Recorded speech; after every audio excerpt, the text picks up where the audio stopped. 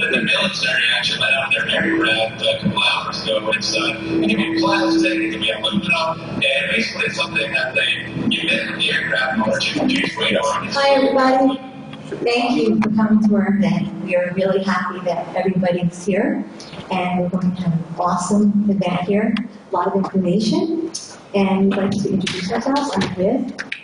I'm Jen.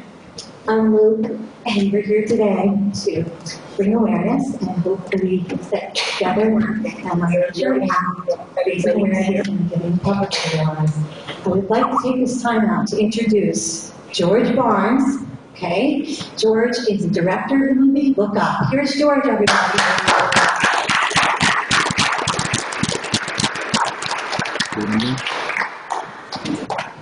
Hello, everybody. Thanks for coming. Just real briefly, this is the first screening of this new version of the film. So I'll actually be watching it for the first time with all of you. Just so you know, this is a brand new DVD. It's a serious topic. I appreciate everybody coming out. I appreciate Jan and Liz setting it up and Russ doing everything so we can get the message out, educate as many people as possible on the topic of climate engineering. So, without further ado, I hope you guys all have the Skyder Alert app, by the way. Yes, anybody not have it? What is it? Oh. Okay, well, for those of you who don't know, and for people who aren't familiar with the topic, I will talk about that after you watch the movie, because I want to see if it actually does what I intended it to do, and that it's educating people just through watching the movie as a standalone piece of information. So let's watch it, and we can talk about it afterwards. Thank you.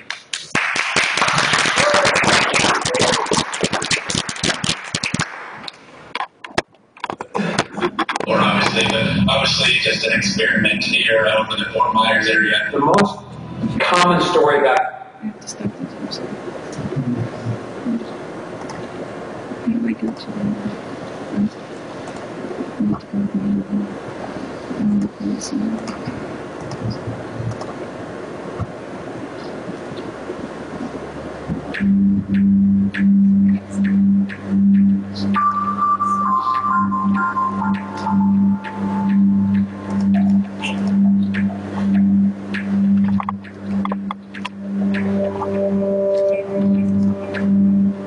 What's happening to our skies? Those wide expanses of blue, dotted with white cotton clouds, each unique, a story all its own. What if we told you that those skies you grew up with are rare now? Have you noticed? Look back at your old photos. You will see beautiful cobalt blue skies of years past. Those days are fewer and farther between now. Even look at advertising in today's magazines and commercials. The horizons are almost always white. Go outside and look out. The skies you are seeing today are most often composed of a hazy, bland overcast that's created from jet trails that spread throughout the sky like an opaque roof, blocking the sun. It's called climate engineering, or geoengineering. What you are about to see will shock and challenge you. Geoengineering causes climate change. But we have to keep geoengineering on the table. There are a variety of schemes that have been discussed for geoengineering, and a classic example is injecting reflecting particles into Earth orbit. The danger, of course, with geoengineering is we don't understand the system well enough to predict its responses in detail.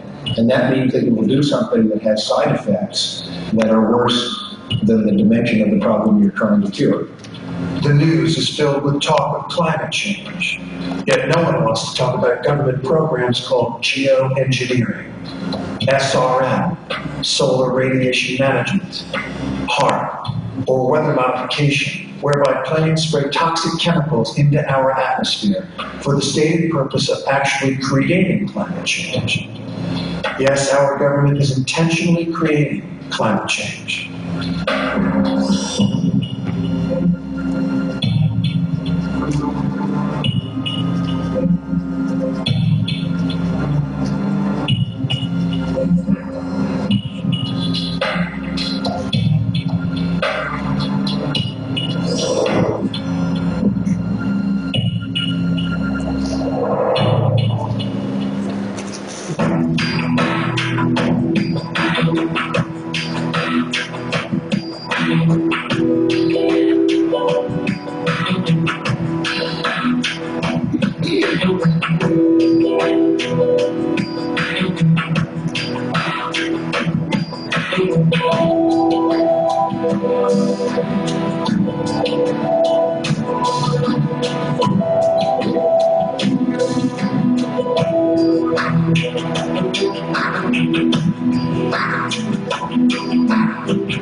What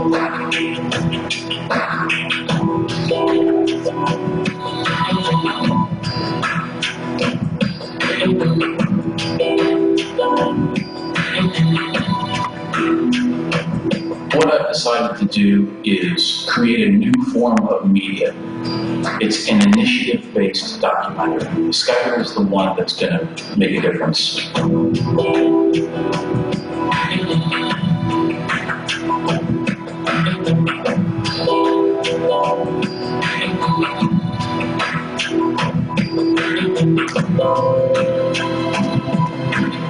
Skyrim is a 501c4 nonprofit corporation, Skype. You get the app, Skype Alert, and when you see this taking place and something doesn't look right in the sky above, just take the picture. And it automatically will send to your appropriate congressman or legislator to look up, take the picture.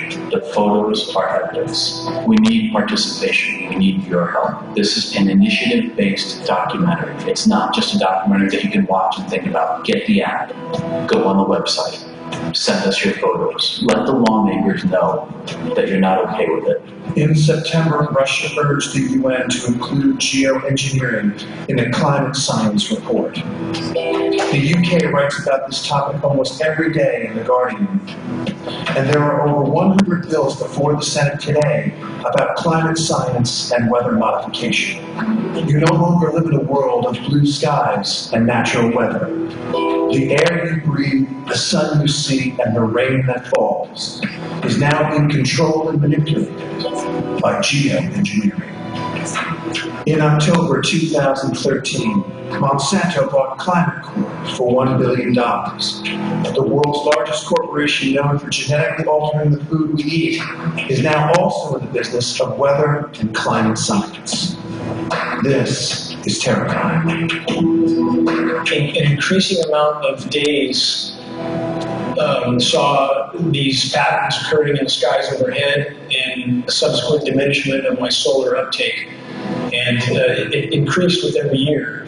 So about 2004 is when I really started my investigation as to what could be happening in the skies above, because it was too inconsistent. One day would be a grid pattern, and another day would be virtually nothing, with very similar atmospheric conditions. I've been studying meteorology since the late 90s as well, so clearly there was something happening, and it took no time at all to come to the geoengineering issue and a mountain of data. I researched the subject of geoengineering, which seemed to describe exactly what I was seeing in the skies above, which was solar obscuration. That's the primary goal of SAG, stratospheric aerosol geoengineering, and SRM, solar radiation management. The primary goal of these patents, like stratospheric well-to-box heating for reduction of global warming, is a primary patent, and the stated goal is to block the sun.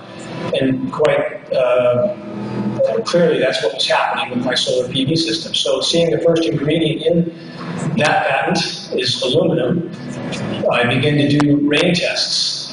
The first test was 7 parts per billion, which according to a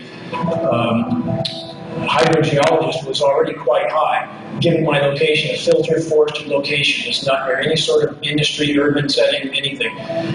Subsequent tests over the next 5 years escalated as much as 3,450 parts per billion of aluminum in a single rain test. So if you have virtually every dot connecting, we know these materials aren't coming from China. That's the first thing many people state. The California Air Quality Resources Board has done studies on the aerosols from China, and aluminum simply is not amongst them. Metals don't float across oceans with the exception of mercury. Global dimming is a term most are not familiar with, and the latest figures show fully 20% of the sun's direct rays that reached the planet several decades ago no longer do. I mean, this is the biggest elephant in the room, absolutely the biggest in the room. And I believe that if it can be brought to a level where there was enough cover from all the scientists, all the meteorologists, all the biologists, all the academia that knows this is going on, I believe they would pour from every corner. I do, but they would have to have the cover, because I know people with California Department of Fish and Game that are absolutely beside themselves that this is going on. Aerosol geoengineering looks like it is so cheap that the cost is basically not going to be an issue. That means that implementation decisions will be risk risk decisions. The risk of doing it against the risk of not doing it. And it makes the problem of how we govern it fundamentally harder and different and more. But I think the more we do research, the less easy this will look, the more complicated the environmental effects will look. And that's a good thing, because right now it looks too easy. So I think that if we do more research, we're likely to find out that it's harder and more complicated than we thought, and that side effects are harder to manage. Of course, the opposite reaction is possible.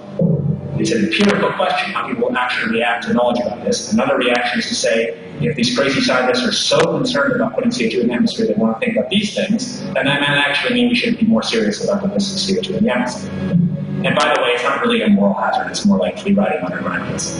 And by the way, it's not really a moral hazard, it's more like free riding on our grandkids. Numerous air quality studies, including from the CARB, California Air Quality Research Board, have named submicron sized particulates as being particularly harmful for human respiration.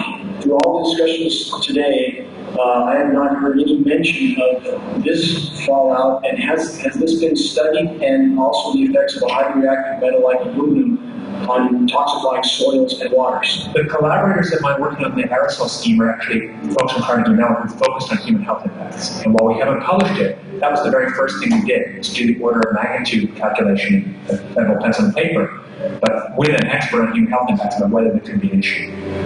And for aluminum or other particles, there are a lot of toxicological things that need to be looked at seriously. Toxicological issues show up in a lot of different ways as far as risk factors. For example, if you want to stay away from food that has pesticide residue on it, you have a choice with regard to the type of food you can eat. So you can stay away from pesticide residue, you can stay away from GMO food, and buy food that's either organic or from local farmers. If you have concerns about the tap water, again, you have a choice about what you can do. You can either drink bottled water or you can filter your water. However, with regard to the aerosol schemes and the geoengineering that's going in the sky, we have no choice. We all breathe.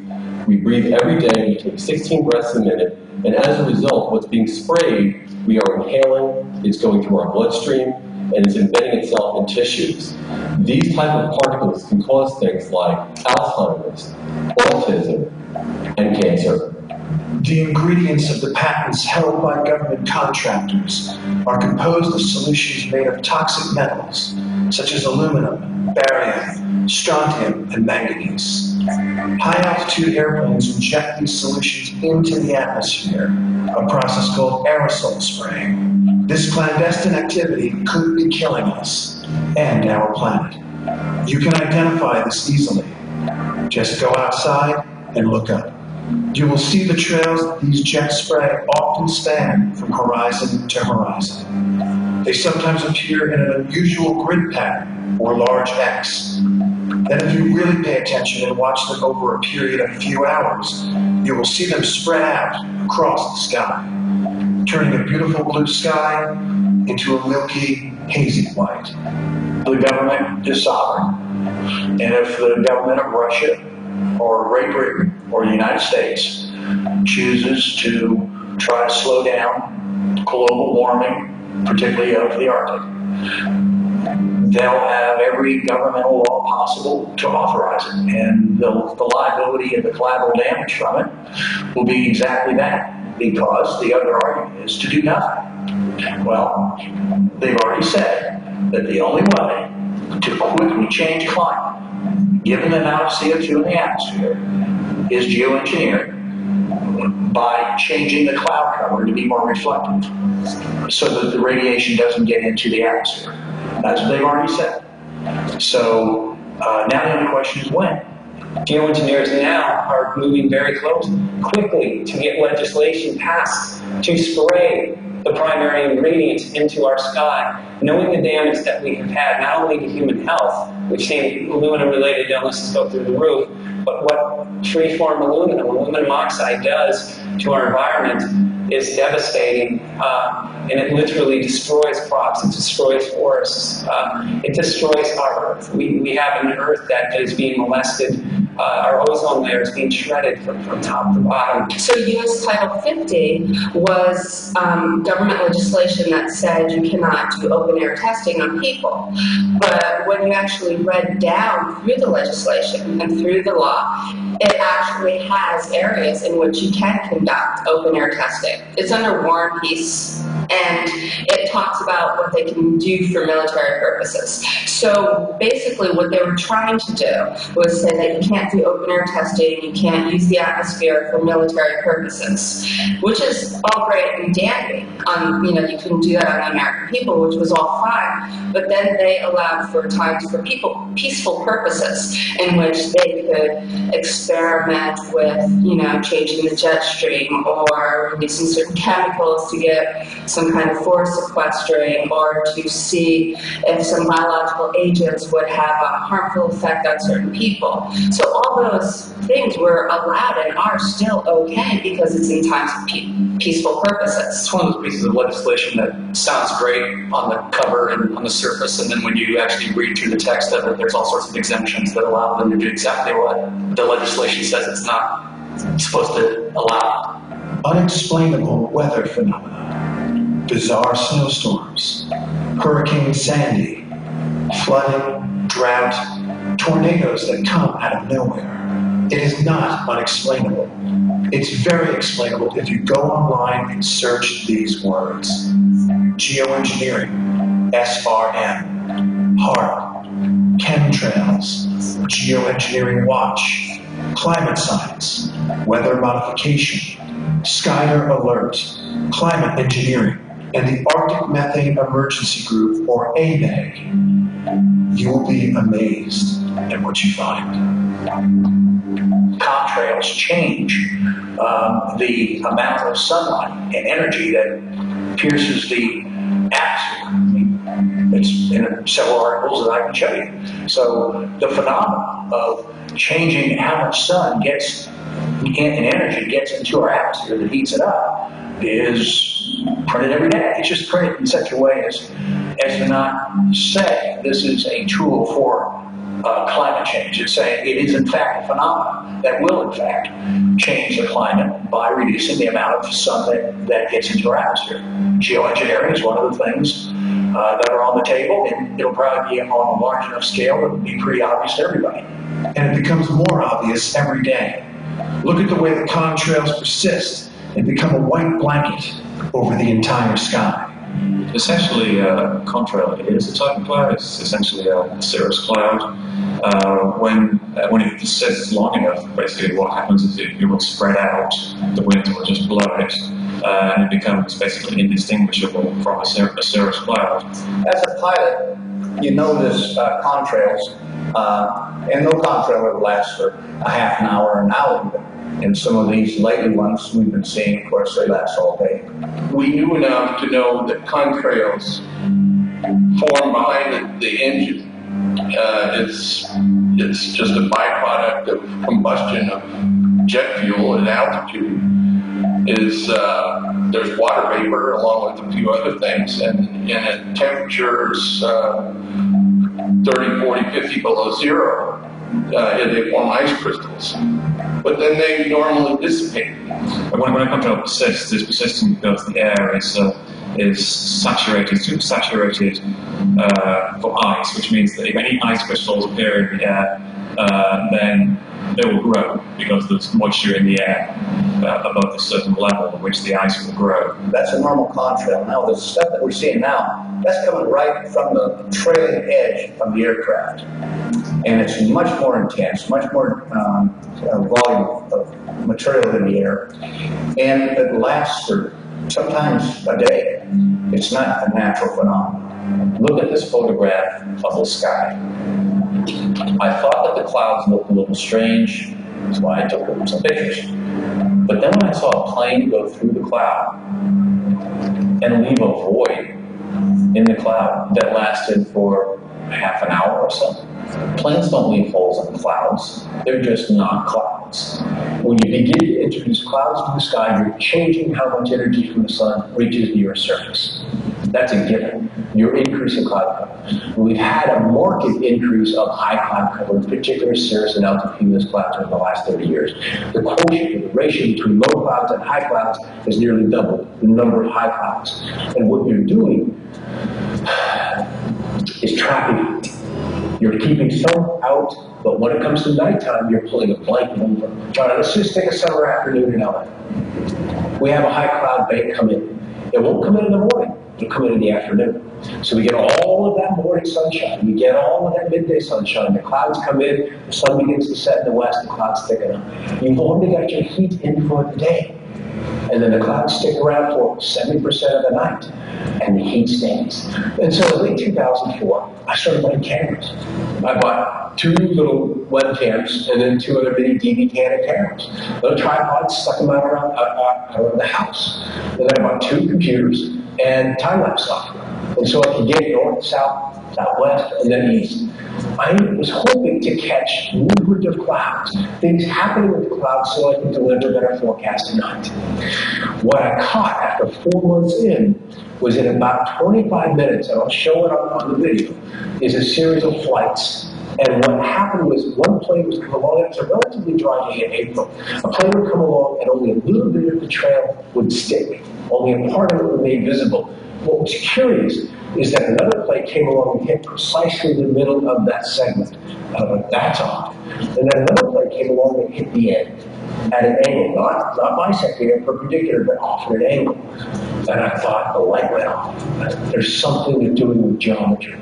It is establishing and setting up these resonances, these zones, because what I had observed with a time-lapse camera was that the atmosphere had literally been layered. Layers. Each 2, 3, 4, 5, 8,000 feet is probably variable from day to day. And the clouds would come up and then literally be chopped off. But that would only happen after a plane had come through. And then the storm would collapse. And you can see it today. You can step out anytime you see thunderstorms beginning to go, the planes will be there. You know, so it all comes back to the sun. The sun is the power source for this solar system. The sun drives the weather. The stated goal of geoengineering is to block the sun, and as a result of getting insufficient light, we are not able to synthesize as much vitamin D as we need. Vitamin D has been shown to prevent things like prostate cancer, breast cancer, and colon cancer. To compensate for the lack of sun, it's definitely possible to supplement your diet with vitamin D.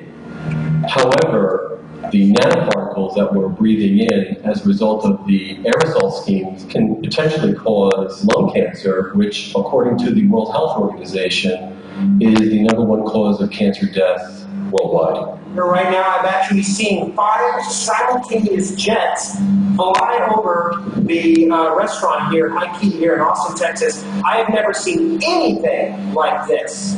If you get awakened to the issue that there's something going on, maybe it's a really benevolent attempt to avert climate change, right?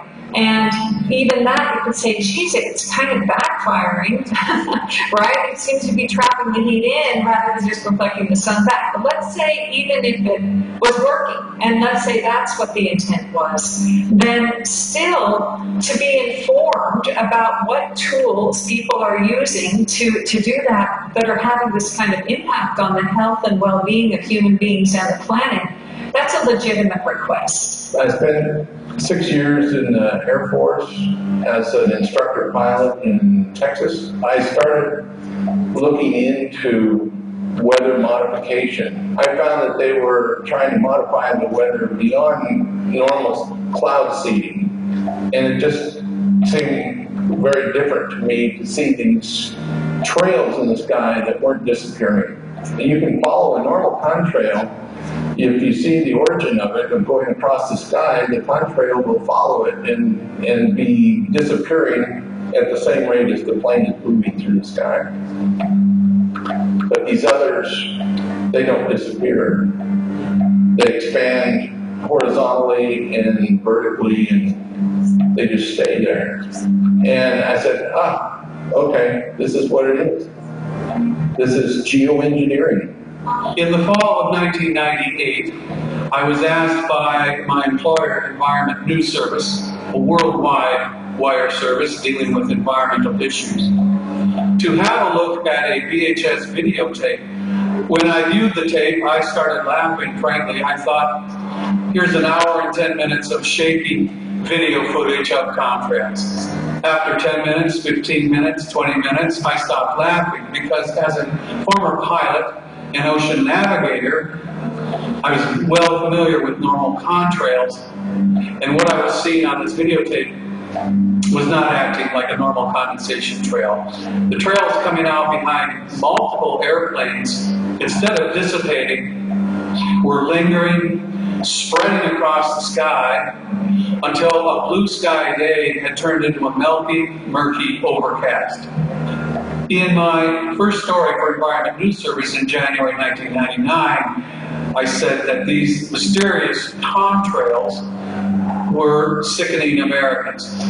The illness patterns coincided precisely with so-called heavy spray days, particularly on weekends. People would see this gritting, unusual activity, aerial activity in the sky. They would start to cough. They would get asthma attacks, severe enough to send them to emergency rooms. Doctors were telling the New York Times, we've never seen anything like this. People were dying in great numbers in the early days of this project, and the CDC, Centers for Disease Control, went on record and said, we really don't know what this is. It's not the flu. They called it an epidemic of mortalities. That was their phraseology. What is this? This is 98, 99, and 2000, the winter months. This was recorded in the United States, Canada, in Peterborough, Ontario. The hospital there had 307 acute asthma admissions in a single day. In Birmingham, England, 8,000 people died in 3 weeks, mostly elderly. It was in all the papers, BBC. They were using meatpacking trucks as portable morgues. It was very drastic. All I can say as a journalist is this was coincident to videotape and visual reports of tic-tac-toe patterns and unusual gritting in the sky exactly coincided. So very dangerous program. I'm standing on the roof of my building in the Bronx, New York. And as you can see, the entire sky, as far as you can see, is blended with these chemtrails. Stretching all the way over to Manhattan, or to New Jersey.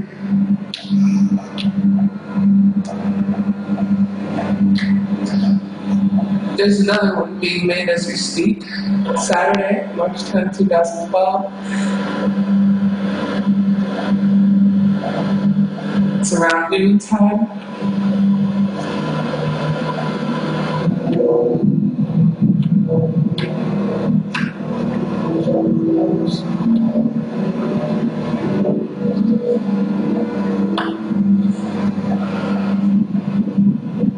And look at this. You can see this chemtrail here. It almost looks as if it's falling onto the ground.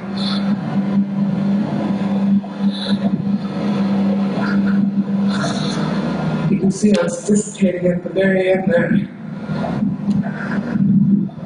Falling into the river or falling.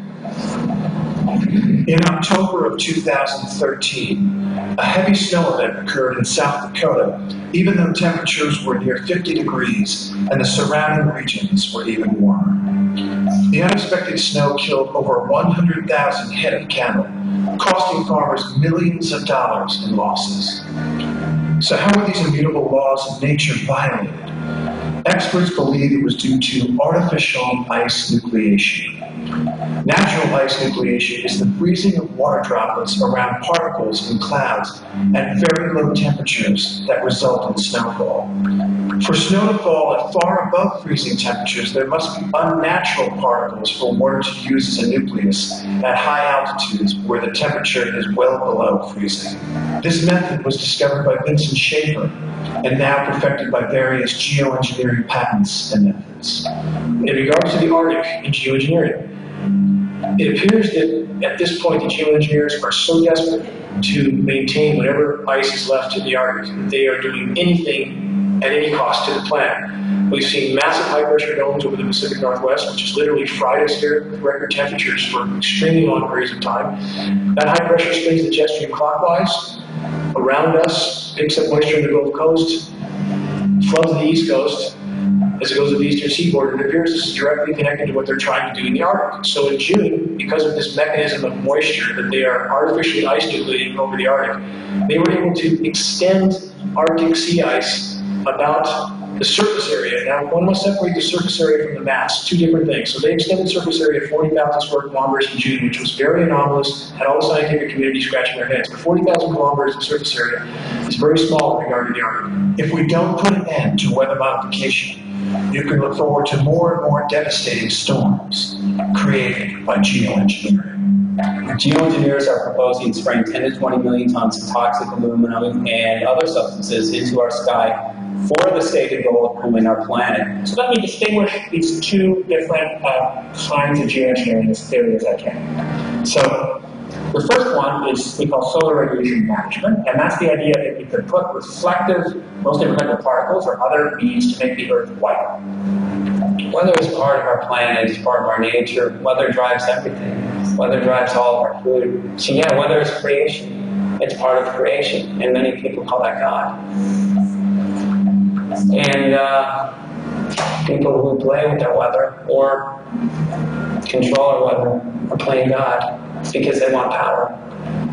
Yeah, you control the weather, you control the planet. Why would Monsanto buy Climate Corp for $1 billion, except to control the weather for their own purposes? There are others who have laid out strong evidence that, and it's right there in the government documents, that they want to control the weather as a weapon. Full spectrum dominance is one of the titles of one of their programs. Also, when you have heavy metals in the atmosphere, it increases the capacity of their radar devices and also of their electromagnetic antennas, like the HARP antenna up in Alaska, is more powerful if they can bounce their beams off of the aluminum and back down to the Earth or up into the ionosphere. There's actually a government report called Owning the Weather, where they talk about doing just that for military purposes, where they talk about how if they can create weather, it actually is an advantage to them for, military reasons. The IPCC is an organization within the WMO, and that's the international organization dealing with weather. And it basically says that climate change is human-caused and will have impacts on us now, and those impacts will become more and more significant over time. I believe the data shows very clearly for anyone who truly does objective research that although they can cool regions, very large regions, temporarily, and of course toxically, the overall effect is a much worsened warming. The real issue in chemtrails is what causes them to be persistent. If you can cause a chemtrail to be consistent, that is persistent, that is to stay out in the atmosphere longer, so it can create a cloud. What is the mechanism for that? What is changed in that jet to cause the chemtrail behind it to persist as opposed to dissipate? Is that a natural phenomenon because we have more moisture in the air? Is it a natural phenomenon because the stratosphere is getting colder? Is it an additive that they put to jet fuel? Is it truly a chemical that they spray with the jet afterwards? The very term persistent chemtrail is used so as to indicate it's different from a chemtrail. So my question is, what's the additive? What got added to cause it to be persistent? Our kids now are being taught that in some science classes with certain science books. The science book Essential Interactions that's put out by Centerpoint Learning Incorporated, in their section called Global Warming, they have a photo of a jet, and the photo of the jet's titled Particle Air, and it has a caption that says, jet engines running on richer fuel can add particles to the atmosphere to create a sunscreen. And that's in a section called Solutions for Global Warming. So we're even teaching our kids now that, hey, what you're seeing is normal. This is something to benefit you.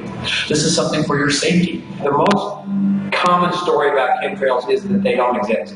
but it's just contrails. But I have been for years, literally for a decade, asking people to show me any pictures of persistent patterned contrails prior to 1997. Haven't seen one yet. So something seems to have started up then. So then the story, the next most common story is, well, this is to protect us from global warming. We're not really doing it, but we should be doing it in order to protect us from global warming. You know, questioning it does take courage these days. And so I just think that we need to step up to that, even though you'd think that that kind of questioning and concern on behalf of ourselves and our planet and our future generations would be welcomed.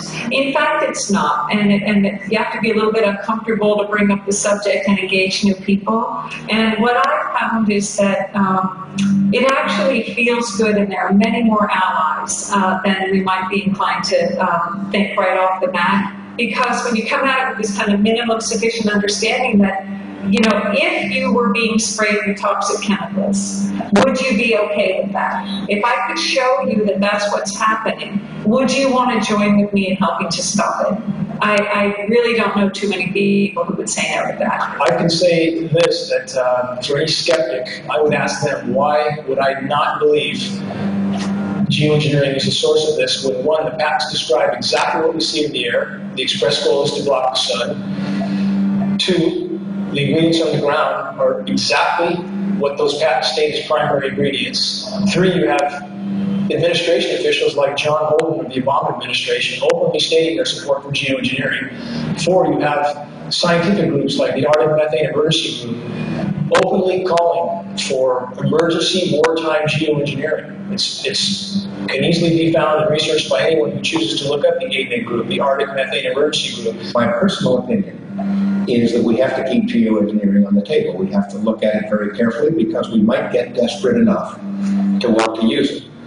The danger, of course, with geoengineering is one I was referring to a moment ago. We don't understand the system well enough to predict its responses in detail. And that means there's always a danger, if you try to engineer the system on a large scale, that you will do something that has side effects that are worse than the dimension of the problem you're trying to cure with the geoengineering in the first place. There are a variety of schemes that have been discussed for geoengineering. A classic example is injecting reflecting particles into Earth orbit. What is occurring is the deliberate and systematic alteration of the ecosystem of this planet through a physical means of injecting particulate matter, extremely fine particulate matter into the atmosphere. I look at it at this point as a global scale operation. And I examined those questions about whether or not it was physically feasible to modify the entire atmosphere. And at the beginning, that seemed a little bit of a stretch. It was not a set answer to me at all. But you'll find when you study the atmosphere that actually it is quite feasible, and the atmosphere is much more delicate and fragile than many of us might realize. The power of this kind of geoengineering, particularly when it's done secretly, is not only unethical, it's really lethal, and we need to stop it. We need to expose it, we need to stop it. I think one of the most effective things to do in connecting the dots is to really follow the money and figure out, okay, look, what are the ties between people forecasting the futures markets and people manufacturing the chemicals and making the delivery systems for the planes and owning the planes and getting the patents and aluminum resistant seats and all of that. Like, to think what's involved in this process and follow the money in it and find out who's making a profit and what's the connection. And then that'll start unraveling other people. Yeah, what are those corporations and who controls them? And what's their motive ultimately? Heating the ionosphere, injecting sulfur into the stratosphere, blocking the sun, stopping rainfall, dumping iron oxide into the ocean, bending the jet stream. While these ideas sound insane, they are very real. They are all part of geoengineering and weather modification, and they come with deadly side effects. What is happening to the bees? Have you heard about the massive fish die-offs? What about all the reports of birds dropping dead from the skies? Google these topics and you will see the peril that our ecosystem is in, and the urgent need to take action right now. Right now, we're about 30 miles northeast of Redding, California, in a border forest that receives about 7 inches of rain a year historically. So we're in an area that was historically quite lush, very little mortality with the trees. And now, in the last 10 years, we see a steadily and ever more rapid decline of various types of trees. It's a very diverse ecosystem, very biodiverse forest, but what was completely canopied forest with almost no sunlight coming through is completely different. Trees are losing their foliage, black oaks are giving up their leaves. The conditions are quite extremely different from previous years. We have bark when black oaks burn from the bottom to the top, completely fried off the tree so the core wood is exposed. So we have very different conditions than we had 10 years ago. Organically speaking, what I've seen in the local ecology over the last 2 or 3 years, the typical bark burn in its starting phase, it just looks sick, brownish, tannish. First it gets kind of discolored, and if it's a scaly type tree, it scales off. In later phases, the bark actually falls off and you've got a scar on the south side of the tree. Most fruit trees have been showing increased susceptibility to bark burn or scalding on the southern side, and that's why they paint fruit trees quite commonly on the trunk. But just lately we're seeing increased cases of that, especially when the bark is exposed to the sun. And it's getting really bad since about 2006. Now here's dead firs right over here. Their feet are in the water. Their roots are in the water. This is not a lack of water. Let's take examples of these trees. North-facing slope, very shaded, stream bed with water in it. Right now, their feet are in the water. They're still dead. So obviously something else is going on here. I've had USDA scientists tell me off the record, they know that what's killing the trees is not simply a lack of water, period. And many would say, or they try to say, that the aluminum should be in the rain, but anybody who studies that issue will realize, although aluminum is a very significant percentage of the Earth's crust, it is always bonded to other elements, usually bauxite. So aluminum does not exist in free form in the environment. It does not roll around in the rain unless it's been mined and refined and sprayed. Scientists warn about extremely high levels of dangerous UVB radiation bombarding Earth. Could this be the consequence of damage caused by this geoengineering? Could this be what's killing trees from top to bottom? A stated side effect of geoengineering is ozone depletion. This is exactly what's happening now, and it's getting worse every day.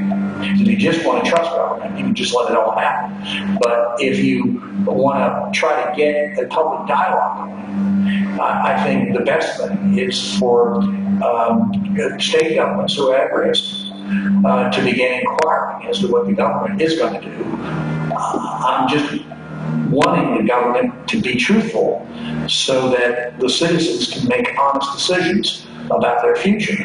One of the things that was really impactful for me was knowing that the United States has been caught over 30 times doing toxic experimenting on human population. That's documented. It's factual. We had all of the information at Thrive in our movie fact-checked. And in order to be really responsible about what it is that we're claiming here, because once you get the facts, then you can mobilize in a more leveraged and effective way. It sounds like a bad James Bond movie or something like that. It's, this sinister plot to control the world and depopulate and everything. But it's time to wake up and realize that there are very sinister people in the world who have risen to the top of the power centers in the government, military, corporation, media, and so forth. And they are in league with each other in overt organizations like the Council on Foreign Relations and the Trilateral Commission, and also in secret societies, meeting even more covertly to plan exactly this type of activity. I do not believe that it's commercial aircraft spraying this. I believe it's military covert operations that are being involved and actually not following the airways in the sky as designed for regular commercial traffic. However, they have point-to-point destinations which can crisscross. They aren't on the radar. It's being diverted over military channels, is my feeling. And that's going to be pretty hard for people to come forward and prove that. Pictures don't lie. That's all there is to it. It's like the way the government uses red light cameras to enforce traffic violations. The photographs are evidence. It's that simple. Look at this picture of Central Park. Does this look normal to you? I mean, the coloring, the weird purples and greens and blues that are in these stripes. I remember this day, December 6th. I was walking towards the Empire State Building and I saw a plane cutting directly across the building. And I called Steve and I said, Steve, we got to take some pictures today, man. So we went out and we got these photographs, unsuspecting people just going about their daily lives. In the meantime, look up. What do you see? Does that look normal to you? I'm a director of photography by trade. That's what I do. I take pictures. I've been doing this for 20 years plus. And I can tell you what I'm seeing in the skies is different now than it's ever been. You can't hide this. You simply can't hide this. That's why this issue will be known one way or the other. We want people to look into this. We want people to question. We want people to look into what geoengineers are denying they're doing, but state they urgently want to do. Should the government be allowed to control the weather? Do you think you have a right to natural sunlight? Do you think you have a right to clean air and clean water?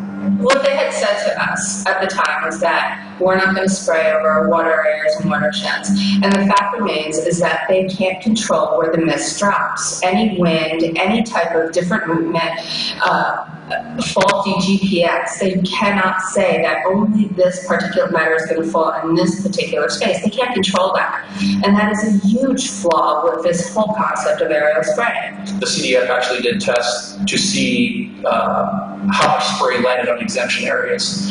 And the gentleman from the CDFA that did that actually had said that in some of the exemption areas there was just as much particulate matter as there were in the treated areas. So do I think there's persistent chemtrails in the sky? Yes. On a clear day, you go up and look at them. Anybody who wants to look at them can see them. They're not short streams of cloud-like things you can see. They're very long. They go from horizon to horizon. So there is a question of what they are, or are they in existence? They are. The literature talks about, including the IPCC. So the word persistent chemtrail is in the scientific documents where they're observing phenomena.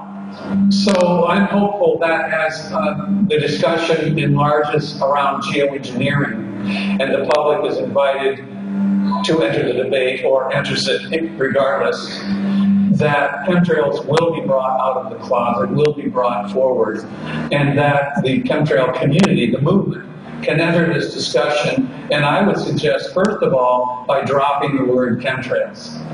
It's become a poison word, and we can use it as code among ourselves, for the media, for the public. We use the words of the scientists of the international debate. We call it stratospheric aerosols, which is what they are. We call it SRM, solar radiation management. We call it geoengineering. We call it climate engineering. All of those are accepted scientific terms. If we can do that, we can bring this whole chemtrails discussion into the broader discussion of geoengineering and finally have a public influence on a very dangerous program. The public must be made aware of this assault on our planet, on our environment, on our children. Since our government leaders deny that there is a crisis, we must bring this issue to light. We must shine a light on geoengineering. Our future depends on it. So now let's talk about what we're going to do. What can we do? What are the options? We need public oversight, we need public disclosure, so this technology, these actions, and these massive budgets can be used for the people and not against them. The reason I'm in this battle, one that I never wanted in my worst nightmare, is because if I can't walk out my door and breathe without sucking in a lung full of toxic metals, my children can't breathe without sucking this stuff in. I simply have no choice but to try as hard as I can to expose this issue.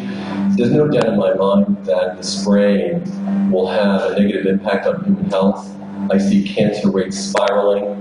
Right now, we see 1 in 2 people getting cancer in their lifetime. Already 1 in 8 women get breast cancer. I see those things continue to rise unless we do something about it. The only power we have to put an end to geoengineering is to raise our collective voice and shine a light on this issue before it's too late. What do you do with it? There's power in numbers. We all have to work together to stop the geoengineering, and we have to do things to stop the spraying, because it affects every single person on the planet that breathes.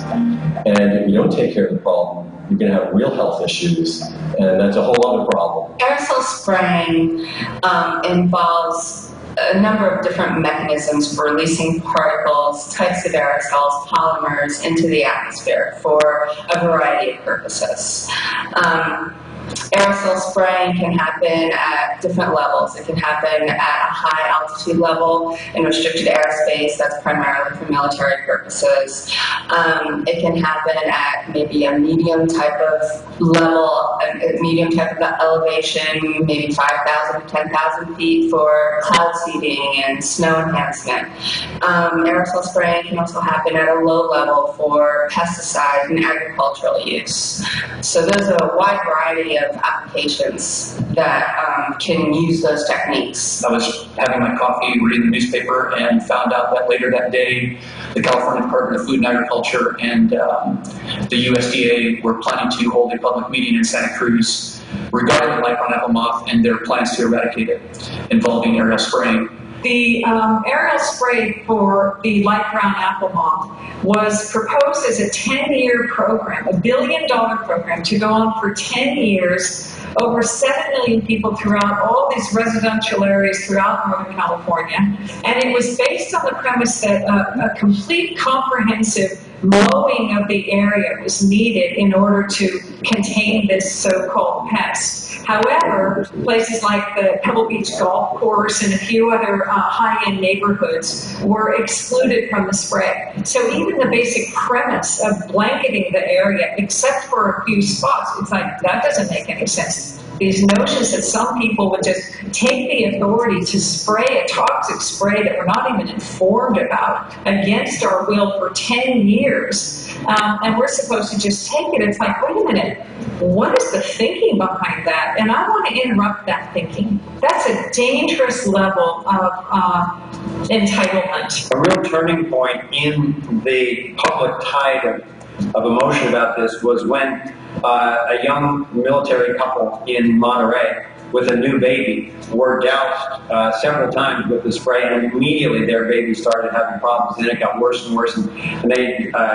took the baby to the hospital with a severe respiratory problem, and the baby almost died. And that got publicized, got in papers and so forth. So we found out that some of the chemicals that we had to fight long and hard to even have revealed to us, that those chemicals were in fact endocrine disruptors. And what that means is that they disrupt the reproductive cycle. And at the same time, we see human fertility going down. I know all kinds of young women having trouble getting pregnant. Some of the stuff would cause cancer, it would disrupt our reproductive systems, have allergic reactions, it had mood-altering effects, some of these chemicals.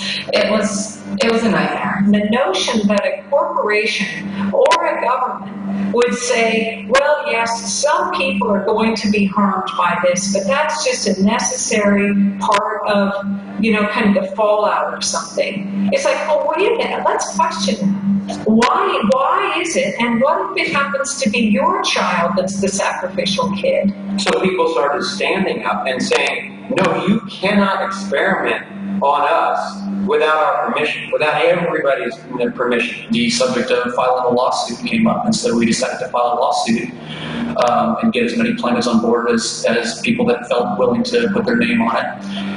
We had 11 plaintiffs, including 2 Santa Cruz City Council members and the mayor of Monterey, myself, and 7 other individuals.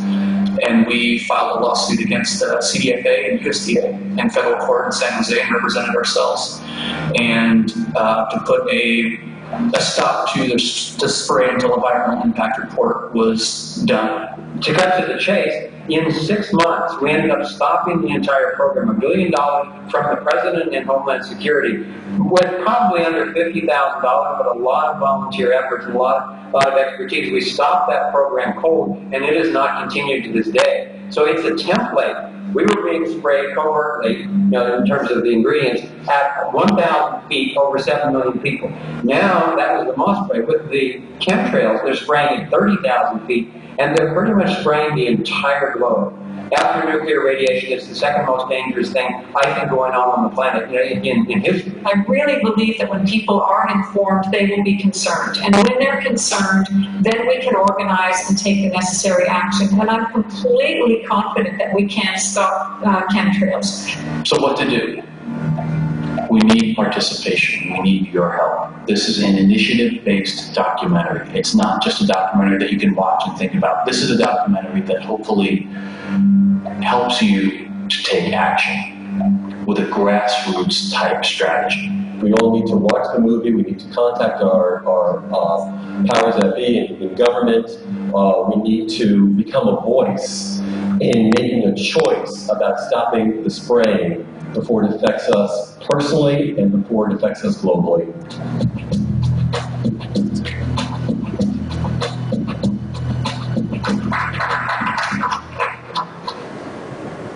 All right.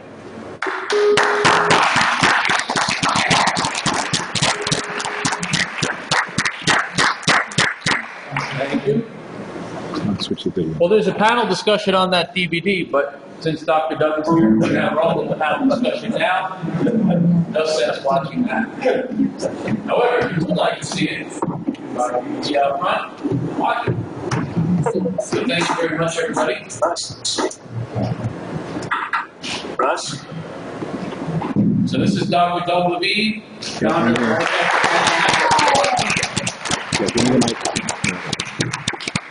Hi guys. Comments? Ron. Have him turn on the volume first. All right, so we'll be right with you. Hold on, guys. Anybody not understand it? Yeah. Can you elaborate on the difference between the long trails and the short trails, as far as possible problems? I actually cannot. I'm not a scientist or a physicist. The persistent contrails seem to be the byproduct of the aerosol spraying, but as far as how that goes, I really don't know technically. I don't know the mechanics of how it works. Basically the same question. So a normal path to 30,000 feet, it's going to leave a vapor trail, but it pretty well dissipates once the temperatures and all that stuff downs out. But we have especially if it's distinct enough to see the fiber from one plane, that it goes a long way, that's most likely a spray. Well, while jets can have a natural byproduct of that residual trail, and while it's atmospherically related, I mean, I don't know if any of you looked up yesterday. Oh, yeah. All day. All day. So, is the weather that different from today as it was from yesterday? I don't think so.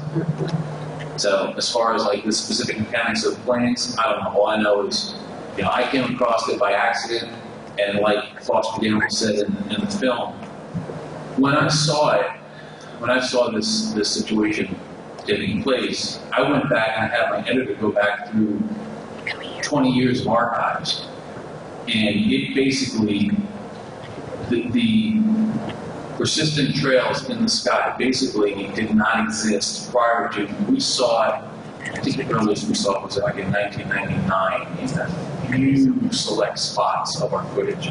So obviously there were planes prior to 1999, but these trails did not exist in the sky. And now you see them. So. Is there a transcript of this documentary? Because some of the language they use is British, and each video is used, and we're supposed to be activists now.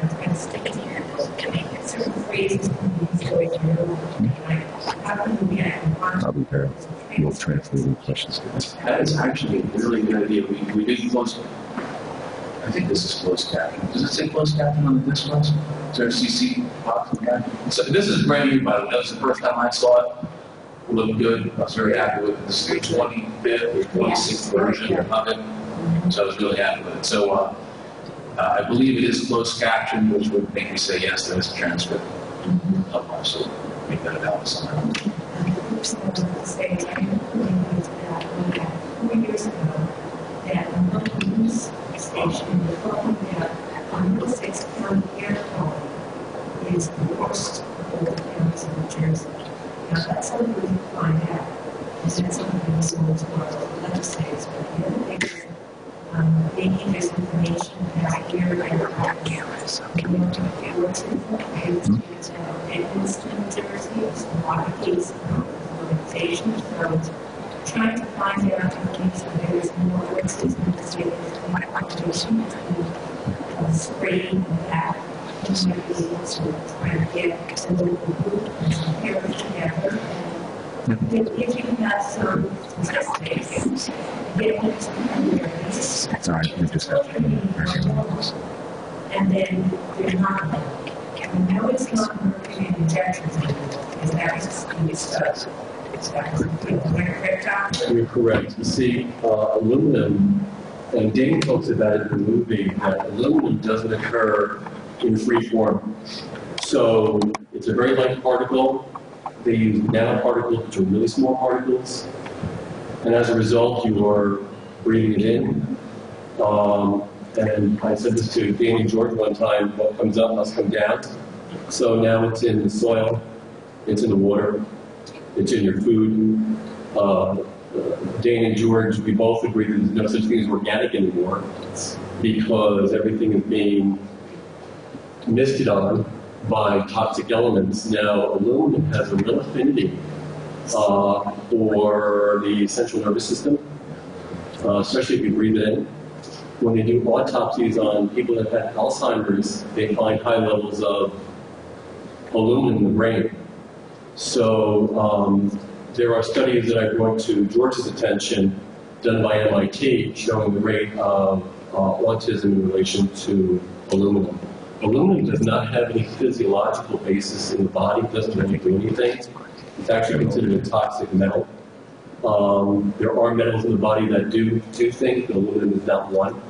Unfortunately, this seems to be what they're spraying, and this is why everybody has to come on board, download the app, take a picture, send it to your congressman, your senator, and there's powers and numbers. Anything that's ever been done in this country has been done by masses. You look at all the marches on Washington, stopping civil rights, gun control, nuclear testing, and it's going to have to take masses, and it has to take people talking to each other and sharing this information, having people buy the video. All the money is going right back into Skyler to be able to stop the spreading. You mentioned nanoparticles. In the book Words of the Harvest, which discuss genetic engineering and how that came about, it talked about the nanotechnology, like antimicrobial cutting boards and countertops, and they say that these particles can pass through our blood-brain barrier. Now is that what's causing Alzheimer's? Theoretically. You know, what happens is that, and we talked about this when we were out in LA, when you have a nanoparticle like aluminum on a cellular level, it actually desensitizes the cell membrane, so the cell doesn't have this normal permeability that goes on to keep it alive and healthy. And what happens is that there's genetic mutation that occurs, cells die, there's all these different things that happen. So nanotechnology is being used in cancer treatment as a smartphone. So basically it goes right into the cell and just destroys the genetic matrix of the cell. So what you're saying is true, that this does go through the blood-brain barrier. As a result, aluminum does have an affinity to the central nervous system and can cause things like motor problems, can cause cognitive problems, can cause memory problems, can cause concentration problems. and they're spraying it every single day. Now, to be fair, there's also aluminum in our daily living. People have aluminum cookware. There are people that use antiperspirants have aluminum in it, so you're having a certain exposure to that. So these are the things that you want to avoid. But this isn't helping very much because, as we had brought up in another discussion group, there are things called risk factors. And risk factors are anything that will increase your risk of getting sick or disease. So there's two types of risk factors. There are things called modifiable risk factors and non-modifiable risk factors. A modifiable risk factor is something that we can change. So say you want to prevent yourself from getting any kind of cancer and you're a smoker, you can stop smoking as a way of modifying your lifestyle not to get sick. If you're a person that decides you want to stay away from pesticides and organochlorines and all these things in the environment, well, you can try to buy organic and eat as healthy as possible. So we have control over that. The spraying, in my opinion, is a non-modifiable risk factor. We can't do anything about it individually. And the only way to change it is by being here, having people download the app, having people contact their congressman and senator, and start to make real changes, just like other people have done, so we can put a stop to it. Because what's going to happen is that people are going to start to get sick. There's going to be health consequences. There's a whole other problem that's going to happen on the health side and environmental. Yeah, I just heard that Dane Wigington is on, also via Skype. Hello, Dane. Can you hear us? I can hear you, Gordon. So, Dane, can you hear me okay? Yeah, it sounds good. Richard Sachs. And Richard Sachs is there too? Yes. Hello, Richard. Hi guys, I'm here. You're a little bit distant sound, but I can hear you. So Dane is in charge of Geoengineering Watch, and he is probably the top researcher and analyst of geoengineering. He's done tremendous things for the movement, and his website, Geoengineering Watch, is where you want to go and where you want to direct people for factual information, whereas the Skyler Alert website is more where you want to direct people for like the social interaction and spreading the word virally. Dane's site has more of the specific content on it. So if there are any questions, I imagine you could just direct them towards Dane and Richard. George, if I could chime in, I overheard earlier a question, from what I could hear to the audio, about how to decipher a condensation trail. What people need to consider is that almost everything we see in the sky, any trail that's bright, even if short-lived, is a spray disbursement. Many in California, Oregon, and Washington, the last 2 or 3 weeks, mistakenly interpreted these short, bright trails as condensation. They are not. The air turns more silvery white as the day goes on. Based on what we know about a high bypass turbofan jet engine, we should not see anything behind these aircraft except under the most extreme winter conditions, highest altitude. There are many different types of disbursements, and people need to understand it's not just the horizon trails. That is absolutely only a small fraction of the geoengineering, and we know these smaller trails are not condensation. We have filmed footage of them being turned on and off. And again, the silvery white nature of the skies in California is astounding. I mean, they're not blue at all. As you look toward the horizons, the skies become so white you can't even make out the cumulus cloud on the horizon because it blends in completely with the background. So again, people need to understand the sky's not blue, the clouds aren't white. You have the sky full of particulates. It is not just the horizon trails. And the amount of denial in our society right now is absolutely mind-numbing. I mean, we have film footage of this happening, and still we have denial because some paid shill from NASA says it's safe. And even I just saw this morning an absolutely despicable video of somebody who will try to expose the disinformation directory. Somebody from NASA trying to teach children that what we see in the sky is harmless. We have Jesse Ventura dropping to unbelievably low levels, putting literally one of the perpetrators of the crimes, Ken Caldera, on national TV as his source of proof as to this crime not happening. It's astounding. the people that have sold their honor in our society. And I'll post tomorrow direct quotes from King Caldera, direct quotes on audio of him stating that he used to sit around at Lawrence Livermore Laboratory and discuss how they could detonate hydrogen bombs to cause tidal waves to inundate cities, how they could seed clouds with pathogens to contaminate populations below them. This is the kind of individual we're talking about with King Caldera and others like him. Jesse Ventura now apparently part of their ranks. So the disinformation machine is ramped up completely. People need to call what we see in the sky what it is. They're spraying the hell out of all of us. And there should be no confusion. If you see anything bright coming out of a plane, chances are it's a sprayed particulate dispersant. And people need to remember it's much more than just the horizon trails. That's the tip of the iceberg for geoengineering. I'm sorry, I had arrived late, but is there a strontium, barium, aluminum, and I also heard sometimes lithium sprayed into the chemtrails? Also, a question about the chem webs and the morgellons that they sometimes drop. I actually had morgellons. You know, there's a lot of questions in that statement. The amount of heavy metals falling on us, many of which we know, others we don't know, as Doug correctly stated. The aluminum does not exist in the environment in free form. It's always bonded to other elements, so why is it there now in such copious quantities? Why do we have organizations like NOAA, National Oceanic and Atmospheric Administration, stating on the record, the atmosphere is now full of particulates and they just can't figure out where it's coming from? We live in a society that's gone clinically insane. That you have these quote-unquote agencies and quote-unquote academicians that can't see the nose in front of their face or at least won't acknowledge it. So again, the walls are closing in at blinding speed. Aluminum, barium, strontium, manganese, copper now showing up. Copper's an artificial ice-emitting agent. We have E. coli bacteria showing up. We have Popular Science admitting on the record finding E. coli bacteria at 33,000 feet. What the hell is that doing there? And we know E. coli has been experimented as an artificial biological ice-emitting agent. How else could it get in the clouds unless it's been put there? So again, the amount of cognitive dissonance we have in our society is an absolute outright denial now is astounding.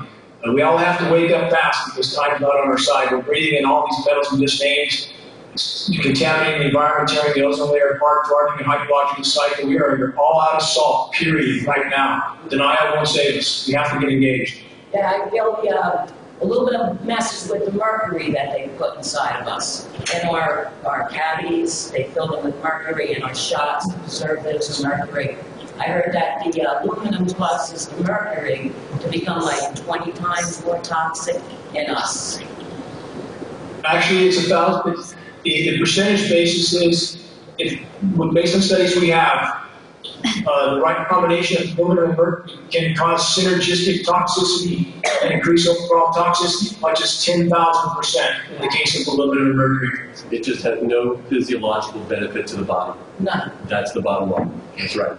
I want to add too that Dr. Haley did an experiment where they injected a certain amount of aluminum in rats, and like 100 rats, and 10% of them died. They did the same thing with mercury, 10% died. Then they did an equal amount of mercury and aluminum, all of them died. So they are very synergistic when they're together. And it is gender 21 that I'm sure. Actually, if I could correct that study that was just mentioned, it was studies we got showed a variance of individual injections of 1%, not 10% of the rats dying with each individual metal, and it increased to 100%. That's what the studies I had showed. Yeah, they're very synergistic. Hi. Hello, Dane. Hi, Richard. And this is Russ Tanner, everybody, on the end for anybody who doesn't know. He's in charge of the Global Skywatch and helped us so much with this event. So I'd like to be able to say thank you, Russ.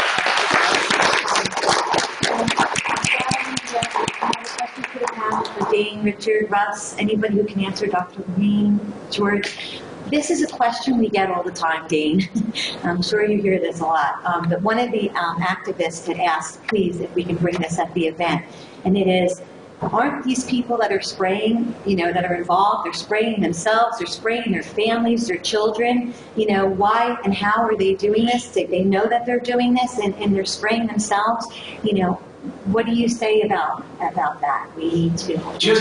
Just Ventura used that same level of logic to try to dismiss this. And I'm not saying your activist there is dismissing it, but Jesse Ventura, that was the premise for his dismissal of this issue.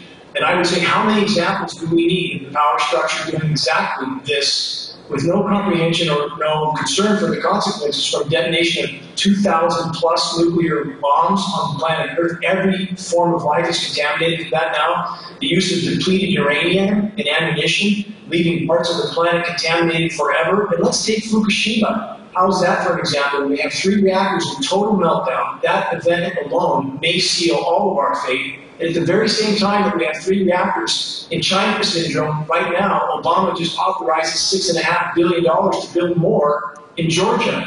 I mean, we're living in virtual insanity here in this level, or this path of reasoning that tries to just excuse what's happening or somehow discount it because those in power would do this to themselves. We have example after example after example of the same psychotic power structure pounding the nails into their own collective coffins along with the rest of us. And we know from psychoanalysis of psychopathic people, we know this is a statement right out of the psychological analysis manual, that the common thread between various forms of psychopathic people, various forms of this disease, is a, quote, a near total lack of comprehension as to the consequences of their actions, even to themselves. So again, this is happening, period. There's no way to excuse it. Elizabeth, I apologize. In about 5 minutes, I have to go because I have another Skype Q&A that I overlap on scheduling, so I apologize. But if I can give a final statement, it's this. And you have some very credible people here, and I'm sure I'm not needed in this for the next hour. But if I could leave with one overall synopsis, as Dr. Levine has covered the health issues. In addition to the health issues, we all must remember that these programs are tearing apart the planet's life support systems by the day. Even if we didn't have the health issue, we do. Either one of these factors can lead to a game over scenario for all of us. But people in this movement, the climate change movement, must also remember not only is it poisoning every breath we take, it's tearing the biosphere's life support systems apart. We have mass die-off in the oceans right now. We have an ozone layer that's in complete tatters, which is killing plankton, which is reducing global atmospheric oxygen supply. We have changed wind currents from geoengineering, which is altering ocean currents. We have warm water pumping into the Arctic.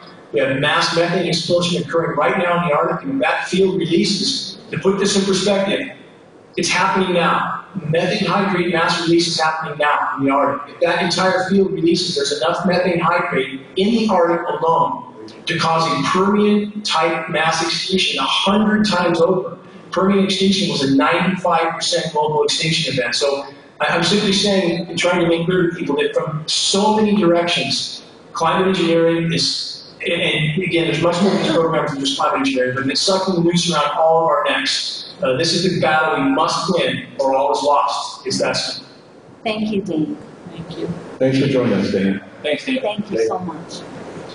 I want to add one statement that people asked about the short trails. I've been a skywatcher all my life. I first experienced this on a daily basis this spring. In 2005, I lived in Jamestown, New York, which is about 90 miles south of Buffalo, and it's a little bit east of Lake Erie. And I remember the day because my office, I work from home, and my office window sees the whole sky. And I remember the day they started crisscrossing. You never see jets in Jamestown, New York. All of a sudden, one day, they started gritting the sky. And within about 30 or 40 minutes, the air became so difficult for me to breathe. It burned my sinuses, and I could taste a salty, metallic taste in the air. I had 3 employees at the time, and I had to cancel my business meeting because I had a headache, and my body was hurting so bad that I couldn't focus. Some people, it doesn't affect at all. And I have learned because of my research of mercury toxicity, which I had many years ago from my Malcolm films, which were long removed, that these metals affect people very differently from one another. It depends on your genetics, it depends on your glutathione levels, testosterone levels. If your testosterone levels are higher, it tends to make you a bad excreter of mercury. So in 2005, they started gritting the sky every single day, and this went on for a few years. And I am one of the lucky people who can smell and taste it. I have a very sensitive sense of smell and taste. And when I am at a point where I can't even handle the smell and taste in the air, I had an employee who was like, yeah, I can taste a little bit of salt in the air, and another employee said, I don't taste anything. So your sense of smell and taste varies greatly from one person to the other. Now the thing that I experienced, and this is really important about the short trails, is after they spray, they were spraying very, very low altitudes. It would take 30, 40 minutes before this metallic, salty taste appeared at ground level. After a couple of years of spraying, I was getting progressively sicker and sicker and working on trying to keep myself alive. There was a 4-day break from spraying where they just stopped altogether. No smell in the air, the gritting stopped, no more jets. And of course over Jamestown, New York doesn't have a large airport. It can't support large jets, so you never see jets in the air in Jamestown. After the 4-day break, on the 5th day, the spraying continued on the same schedule. And I was aware of the schedule. I knew what time everything is because it was the same time every day. It was the same times of the night. The schedules were always very consistent. They started spraying again, but all the trails were short. And they continued with short trails from that point afterward, and only about 6 days, 5 or 6 days a month, were the trails long. So that told me that they're trying to keep it out of the public's mind because now they're using some kind of new technology that they've retrofitted that creates short trails instead of long trails. Now, if that wasn't enough, I became so sick that finally in 2008 I moved just outside Bangor, Maine, where the air was considerably better. I'd taken a vacation there because I have some family there and it was better. Well, after I moved there, in the summer of 2008, it became horrid. I saw planes flying in formation. They started gritting the sky. In fact, the Bangor Globe in 2010 did a story that is the dimmest summer in history. But there was no mention that the dimness was being caused by the jets. And I know this because I took 3 years of almost continuous time-lapse photography, and day after day, they were the ones that were whiting out the sky. They formed the trails spread out, and then created an overcast condition. In Bangor, the same thing happened that happened in Jamestown. There was a day, except there was no 4-day break. One day in 2010 is when this happened. All the long trails suddenly turned short. The scheduling was the same, the taste and the smells were the same, but suddenly the trails were short. And I'm getting reports. I've contacted people all over the world who observe this. All over the world, city by city, location by location, the trails are becoming short. I've been a skywatcher since I was a kid. I can tell you every U.S. fighter, every rocket, I've watched the sky. I've traveled the United States. I've flown every year, and I have never seen a trail come out of a high bypass turbofan engine. Never. If I had ever seen one, I would have thought it was on fire or something was wrong with it. So I have lived in Tampa, Florida, is where I was, north of Tampa, which is where I grew up, Florida. Tampa, Florida is one of the busiest airspaces on the planet. I've seen thousands upon thousands of jets, and I've watched the sky. If I was playing racquetball or doing something, I would stop what I was doing and watch the sky, because aircraft technology and rocket technology are the two most amazing, fascinating things in my mind, and I love watching them.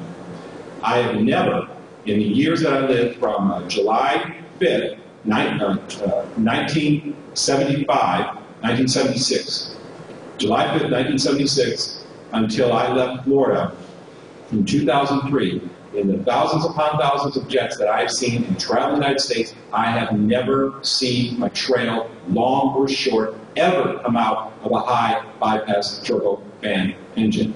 Now, 49 out of 50 jets that I see in the sky are unmarked, and they have trails both long and short. I believe that the short trails are an attempt to keep this technology out of the mind of the public. I have a couple of things to say, but one of them is HOLDREN. When was that introduced? I think it was 2008, 2009. I'm not sure exactly. Okay. I was curious about that because I've been watching chemtrails for years, and I'm glad you said the kind of timeline when you think it began. That's just what I saw. I'm not saying that's For some what it reason began. that made me feel better. I don't know why. That it really was limited to this space. But actually, I have been watching it. That picture you have of Bergen County where that disc-shaped thing is going. It's my front yard. I have a photo of that, but it's not in Bergen. It's in Red Bed. I have a photo of that. I have photos from way back when. So the thing I wanted to say is he's a liar. Okay? They have been doing this. Okay? They're going to keep lying. They're going to change the tale. on the thing. And the other day, for instance, we had a beautiful dome, whole blue sky with cumulus clouds that I remember, but they were massive. I never remember those cumulus clouds being so white and beautiful in the whole sky, but being so enormous. I went into the store and I was like, oh, that's nice to see that again. I went into the store, I got this little message on my phone that said, which I've never had before. It said, alert, alert, this is a flash flood warning. And I was like, what's going on? Somebody else in the store said they just got it too. The next thing you know, outside, it was raining like the dickens, okay? So cumulus cloud now becomes synonymous, which it's a very scary world out there. There's going to be flash floods and lots of rain. But most of the time, in 365 days a year, we have this flat, oppressive plane of sky. And rarely do we have that dome. But the day I could enjoy that dome was the day I had to worry because it was a terrible flash flood and terrible things were going to happen to us. So we've got normal, maybe not normal even, but a cumulus sky and a dome of a sky, beautiful blue sky represents scary. We have shortened trails. In other words, this has been going on a long time. They've been doing it, they're lying about having done it, and now they're probably anticipating they're going to get some pushback from maybe they know you're here, maybe they know what's happening is that, and now in the public we're going to be fighting things like, oh, you got to watch out for the weather when you see those cumulus skies. Be happy we're making those nice flat, oppressive skies, chalkboard white. And no, we're not doing anything. Those are like little short chemtrails or something in here. In other words, they've been lying forever. My opinion is that I'm grateful for a couple of things. I'm grateful, obviously, for this group and this movie. I'm grateful that you seem to know how to find out what chemicals are being sprayed, because in my, I look across, I'd say, you just look it up. I mean, it's not a secret. I didn't know, and I'm an interested public, okay? I know who's doing it and what they're doing. And so I'm grateful that there is access to factoids, which I'm hoping that you will have those, not just a transcript, but there will be sheets up there, talking points that I can show people. We're here because we need you to help us to stop it. Well, I need and that that's why we're here. I need that material. That's on geoengineering. That's Dane's thing. He's got yes, and as long as you make it simple. But the other thing is, I think we should begin by suing the heck out of it. You start getting a list of the people who had Alzheimer's and the history for the past 10 years, the autism, everybody, regardless or not, whether they can direct, we know they can correlate. You get those people on board to do one of those mass lawsuits, that's what we need to do. They had no business messing with our vista, doing graffiti in the sky, doing anything like that. And the last thing I want to say is, I have over the years been talking to people. I would say that, what do you think of that? Strangers.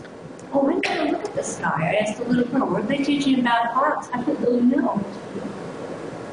I talked to 3 young men who were looking at these jets going back and forth because they thought they were cool, and they kind of thought I was weird to say, what's going on here? What have you thinking? No one's thinking about it. You know, well, that's part of your responsibility. That's your assignment. We need the factoids, and I think we need to lawsuit them like a Diggins for the past 10 years where they've done this to us, and the whole lot. But that's what everybody has to tell everyone else to do. That's correct. That is the type of attention that it needs, but it needs to be a lot of people, hundreds of thousands or millions of people. That's right. 2 things I would say is, if you go to the Global Skywatch website, globalskywatch.com, I founded that specifically because of the suffering I go through, because every single day I suffer because of this. If you go under the section, if you look at the menu at the top, you look at the section for resources, there's a section there for talking points, where you can actually get, there's actually a lecture. If you need to get up and speak for an hour, there is a speech there that you can give to people and you can modify it for your purposes. The other thing I will say is, school children are being taught right now on the Global Skywatch website. We also have where school children and textbooks are being taught to go out and look at the contrails and how are the contrails affecting the weather, and aren't they pretty, and maybe we should do something about the jets. What kind of clouds are they talking about? Are they talking about these type of clouds? Right. And one thing that I want to say is that I'm one of the few people who can smell and taste this, and there's a growing number of people who have contacted me who can also smell and taste them. And there's a lot of different kinds. I've isolated 10 different kinds that have specifically different health effects and a different scent and a different taste.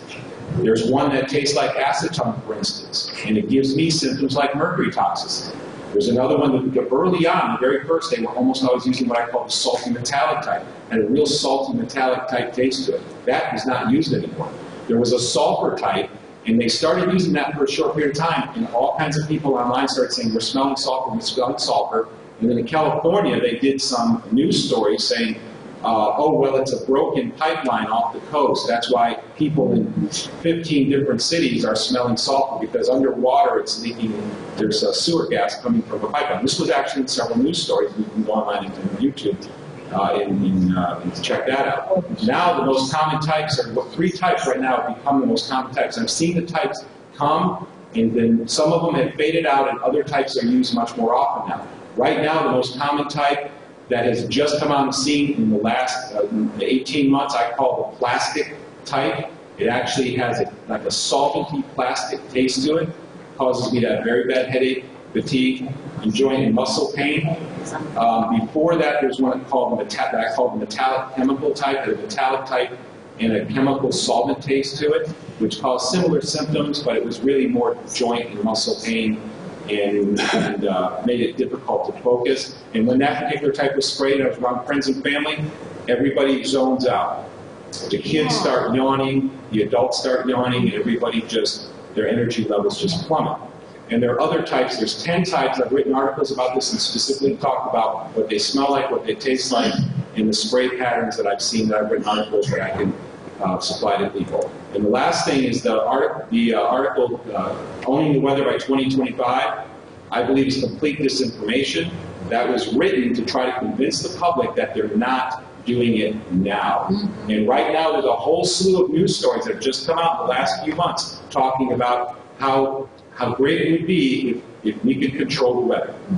These news stories are being taught to the public or broadcast to the public as disinformation to try to convince the public it's not happening now.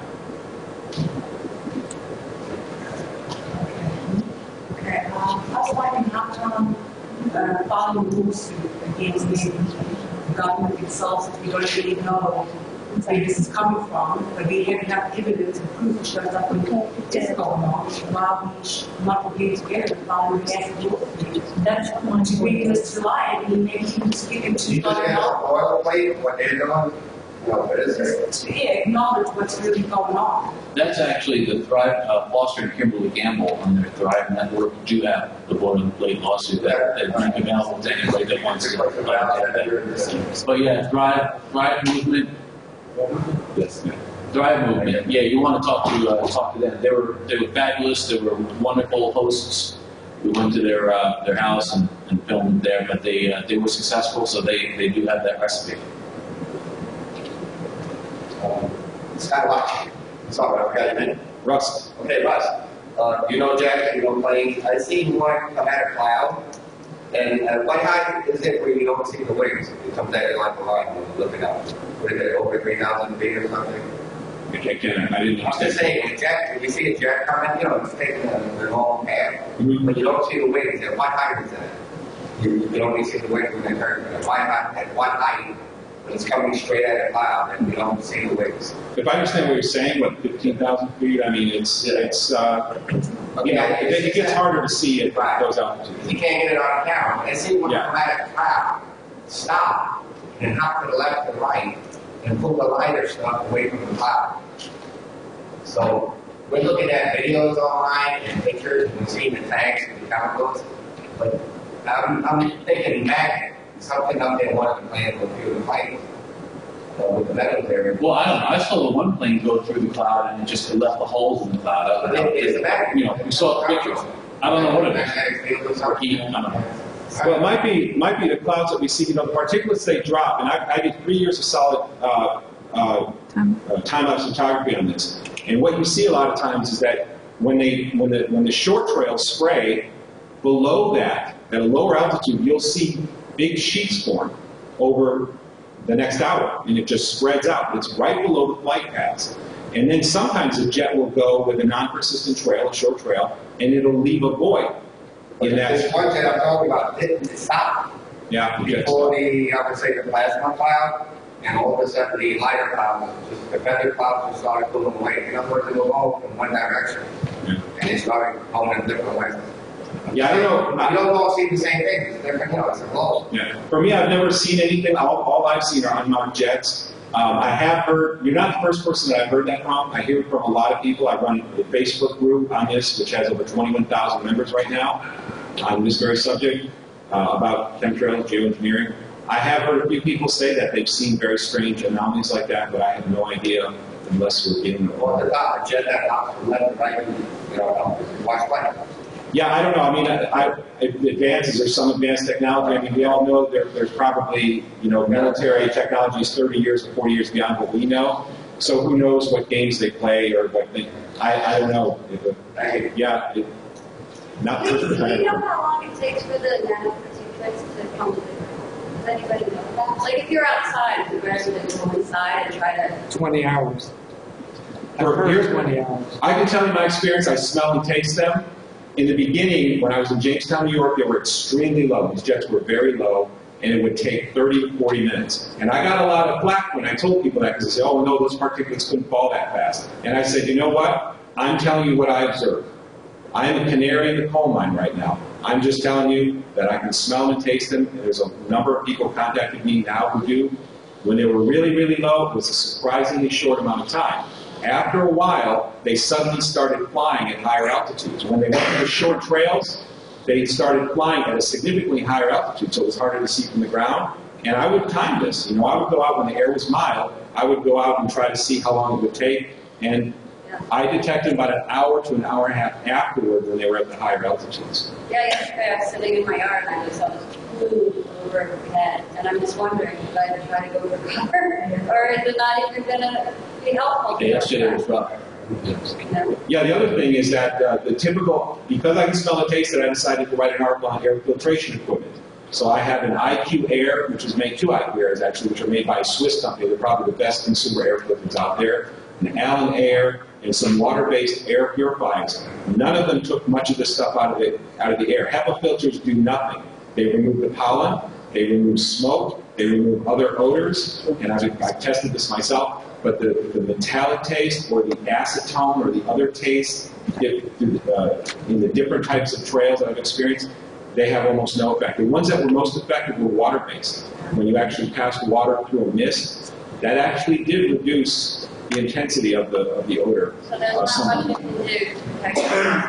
I'm looking at, right now I've got an engineer who has contacted me about using air ionization, where you draw the particulates to a plate and then pass clean air through. That's a possibility. The only problem is that we're seeing a combination of things where I think there are metal particulates, but we're also, when we have spray days with the acetone type, it actually smells like acetone to me.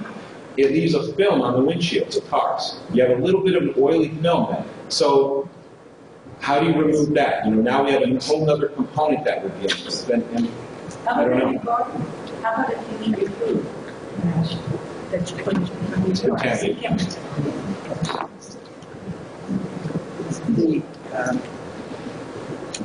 About a month ago, I was at a seminar talking about the New York Times about cities of the future, and a number of very bright ladies up on a podium like yourselves who had a lot of experience with very dense population centers, and they're trying to design better cities.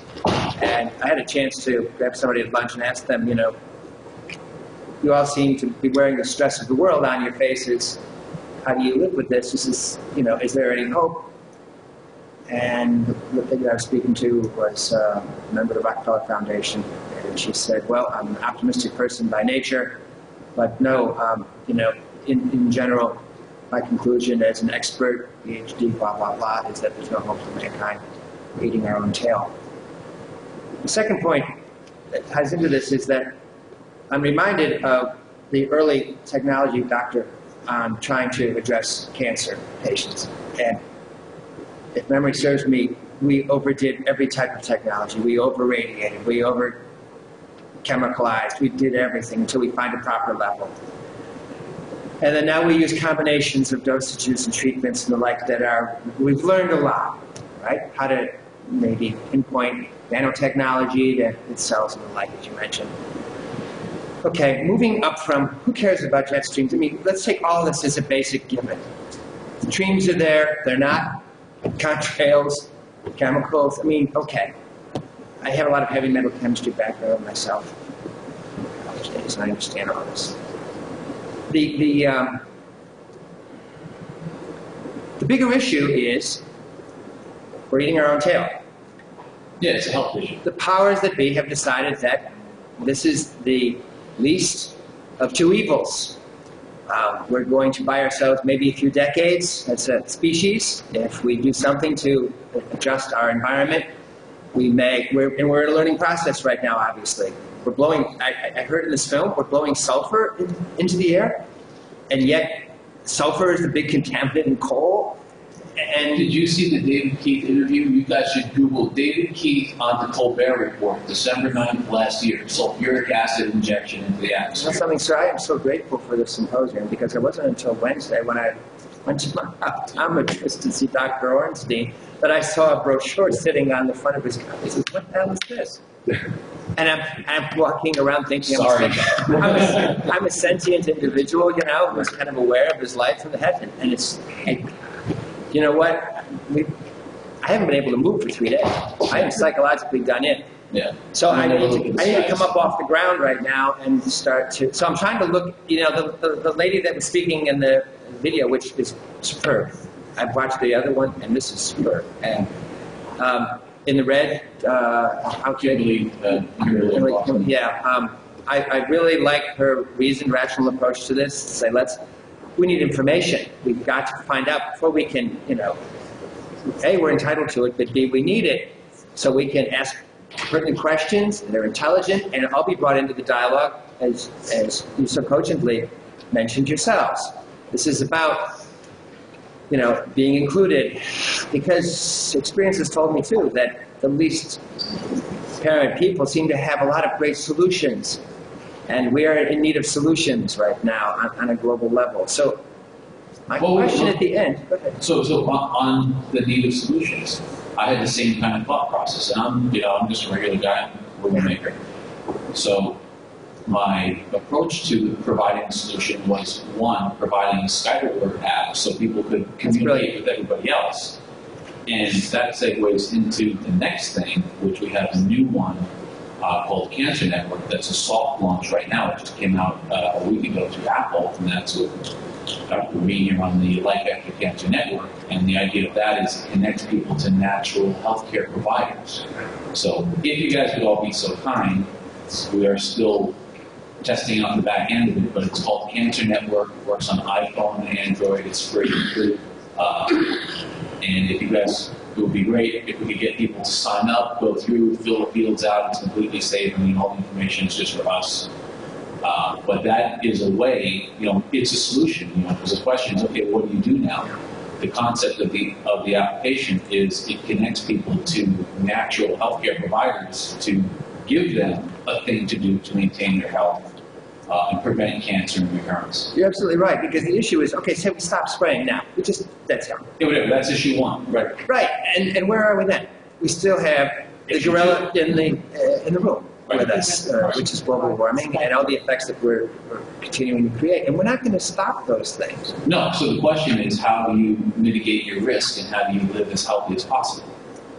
Correct. That gave birth to our project here, Life After Cancer Network. That was kind of our motivation to create this network of people that can address that without saying, well, here, take a pill for your whatever symptom and that'll make the symptom go away. Doesn't really address the problem. Right.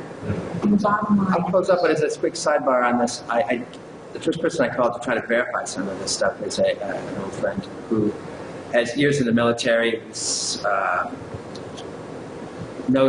connected on every level. And he sat back and he said, yeah, where's the surprise in that? And I said, what do you mean? He said, it's going on for 40 years. I said, what do you mean? Fill me in, Art. And he just went on, he said, I just returned from a trip to Alaska. And he just blew me away with it. And he said, how do you talk so calmly about this? He said, well, because I've been in the military long enough to know that there's not a whole hell of a lot that can be done, and it's so pervasive. No, I believe that. I know your presence here is witness and testimony to that, and I read your testimony to that. But the point I want to bring up, and maybe should be done more in private, he says that it's a little bit more endemic than just the military jets doing it. He said, actually, he says, if you look at the way fuels are brought to jets, he said, these are particulate matters that are put into jet fuels.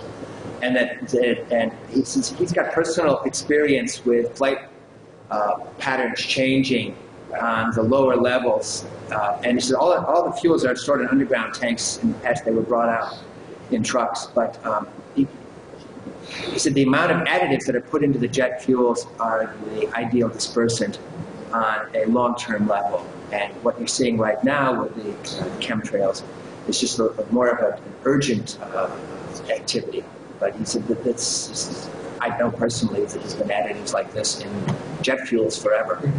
So I have to add, I have to say that I've studied government corruption since the 80s. I got involved with a small political party and started studying the corruption of government. So I wanted to understand the world that we live in.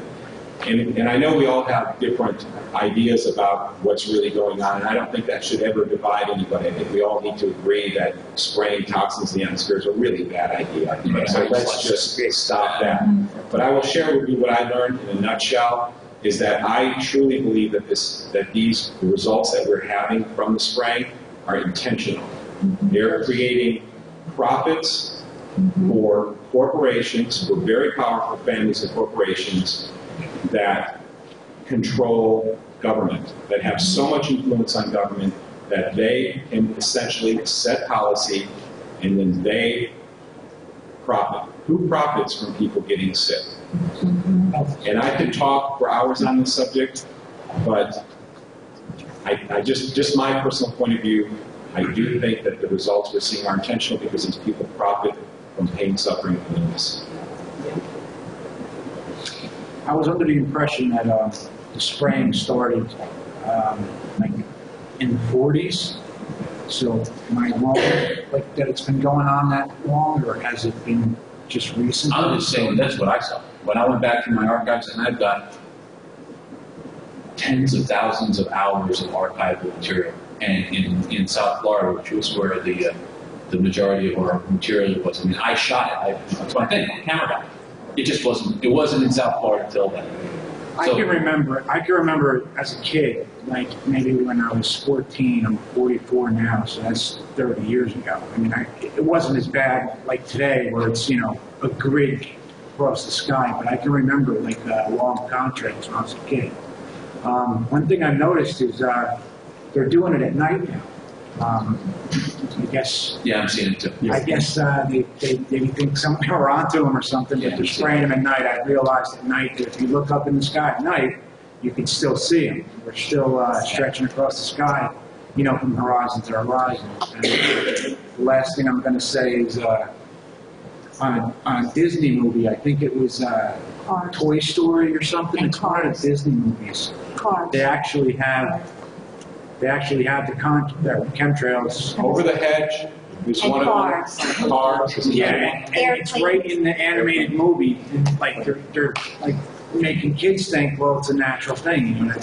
Well, I mean, I'm like not a conspiracy guy just in general, but I can tell you just from the professional side of film content production that is what the sky looks like. So because they're putting it in the sky, and we're old, and we think, wow, that's really different. If you've got a kid that's 8, that is a normal sky. Yeah. Right. Unfortunately, that's the sky that they know. Right. If you were to make a film today, animated with little white puffy clouds, they'd think it's Planet Neptune or something, because it's just not what it looks like today. So, I don't think that that's like a brainwashing type strategy. And also, I've actually been contracted to shoot background plates for projects, which is basically when you're having an animated film, some of it is filmed reality, it's actually real life. Right. And whatever, you're shooting on Wednesday, you're shooting a picture, we need a picture of some rocks and the river and the sky.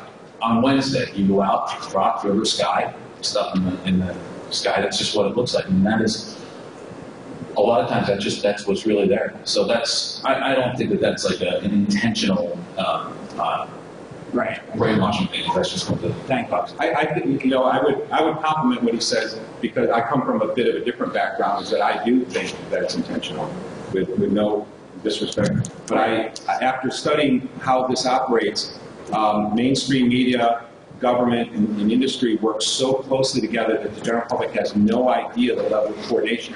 And when you start looking at the cast of characters who are actually intertwined in all of those, and you start seeing how laws are passed to facilitate the evolution of future industry, you can't help but to say, wow, they knew this in advance. They planned all this stuff in advance. And I know that this is a very rapidly growing perspective among the public in many nations, because when you start doing your research, you start seeing this kind of coordination between all of these. So I kind of, you know, I lean in the direction that this is conditioning, just like the textbooks. We have the textbooks coming out saying that these are contrails. Go out, kids, and look at them. Now we have airline mechanics who are getting textbooks that say, these engines produce contrails. Well, how would an airline mechanic know unless he actually was on a research team that tested the exhaust? If he's told that in his manual in school, just like dentists believe that amalgam fillings were perfectly safe, yet they're not safe. You have mercury off-gassing 24/7 from amalgam fillings, but the whole industry of professionals were misinformed. So it's very interesting what's going on in the world. Yeah. Okay, thanks. 1,000 things came to my mind, but I'll stick with this, with what you're saying. With Common Core education in this country now, and this international program, every day in every classroom throughout the country, children will be learning the same thing, and one of the things they'll be learning is about the climate. That's one thing. The other thing is Freedom of Information Act. Were there ever any that were put to the government, any agency, or they ever denied?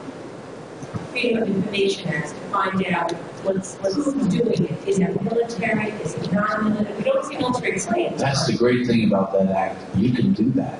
Yes, but you have a list. And all of you people can do that. That's what's lovely about it. One other quick thing, regarding anything that's coming down and affecting skin.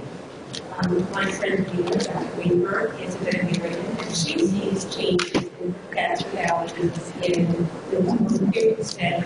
How does these particulates affect our skin? And is it correct, Ray Cozell always spoke about similarities? Is there some change in the DNA from these particulates to our skin knowledge?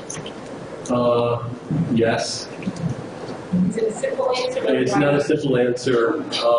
The thing that's coming to my mind right now is I just feel like we're all being crop dusted on, and everybody has a different sensitivity to what they're crop dusting. And a plant will have a different sensitivity, a fruit tree will have a different sensitivity, a dog or a cat or a bird. Look what happened to the fish. So it's all different. Again, what they're spraying, and the doctor will know, is that it has no physiological benefit in the body. So when they're spraying things like barium, and when they're spraying things like aluminum, and when they're spraying things like cadmium, and when there's lead and mercury and everything else out there, it has no benefit to the body. So it's inside the body. The body's trying to get rid of it. Sometimes the body can't get rid of it. And what happens to a point is the body starts to get to critical mass. And skin, as the doctor knows, is an excretory organ. So hair is excretory tissue. So we found that we do hair analysis on people. It's a simple test. We take a teaspoon of hair, goes to the scalp, and gets sent to a lab, and it lets you know your mineral analysis and lets you know if you've had any type of heavy metal exposure. And it's fairly accurate because they use it for drug testing, use it for other means. But it does give you a baseline of where you are and where you need to go to try to get that stuff out of your body.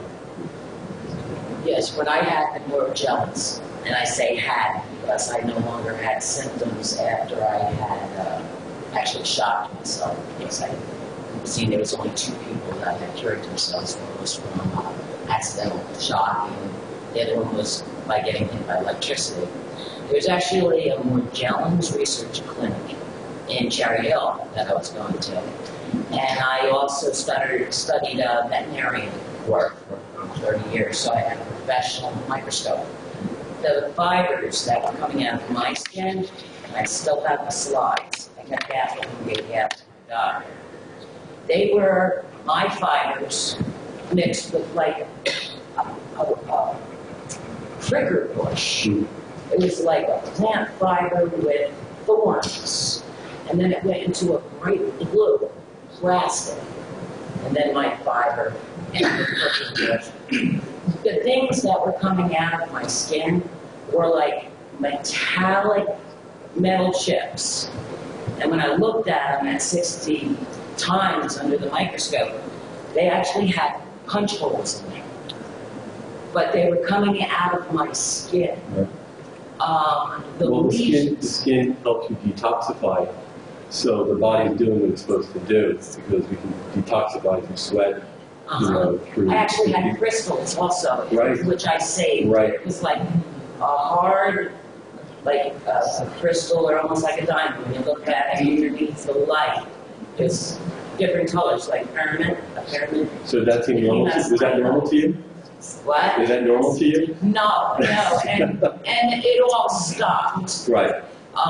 The Morgellons doctor was giving me a medicine. It was ORAP, which is a central nervous system blocker.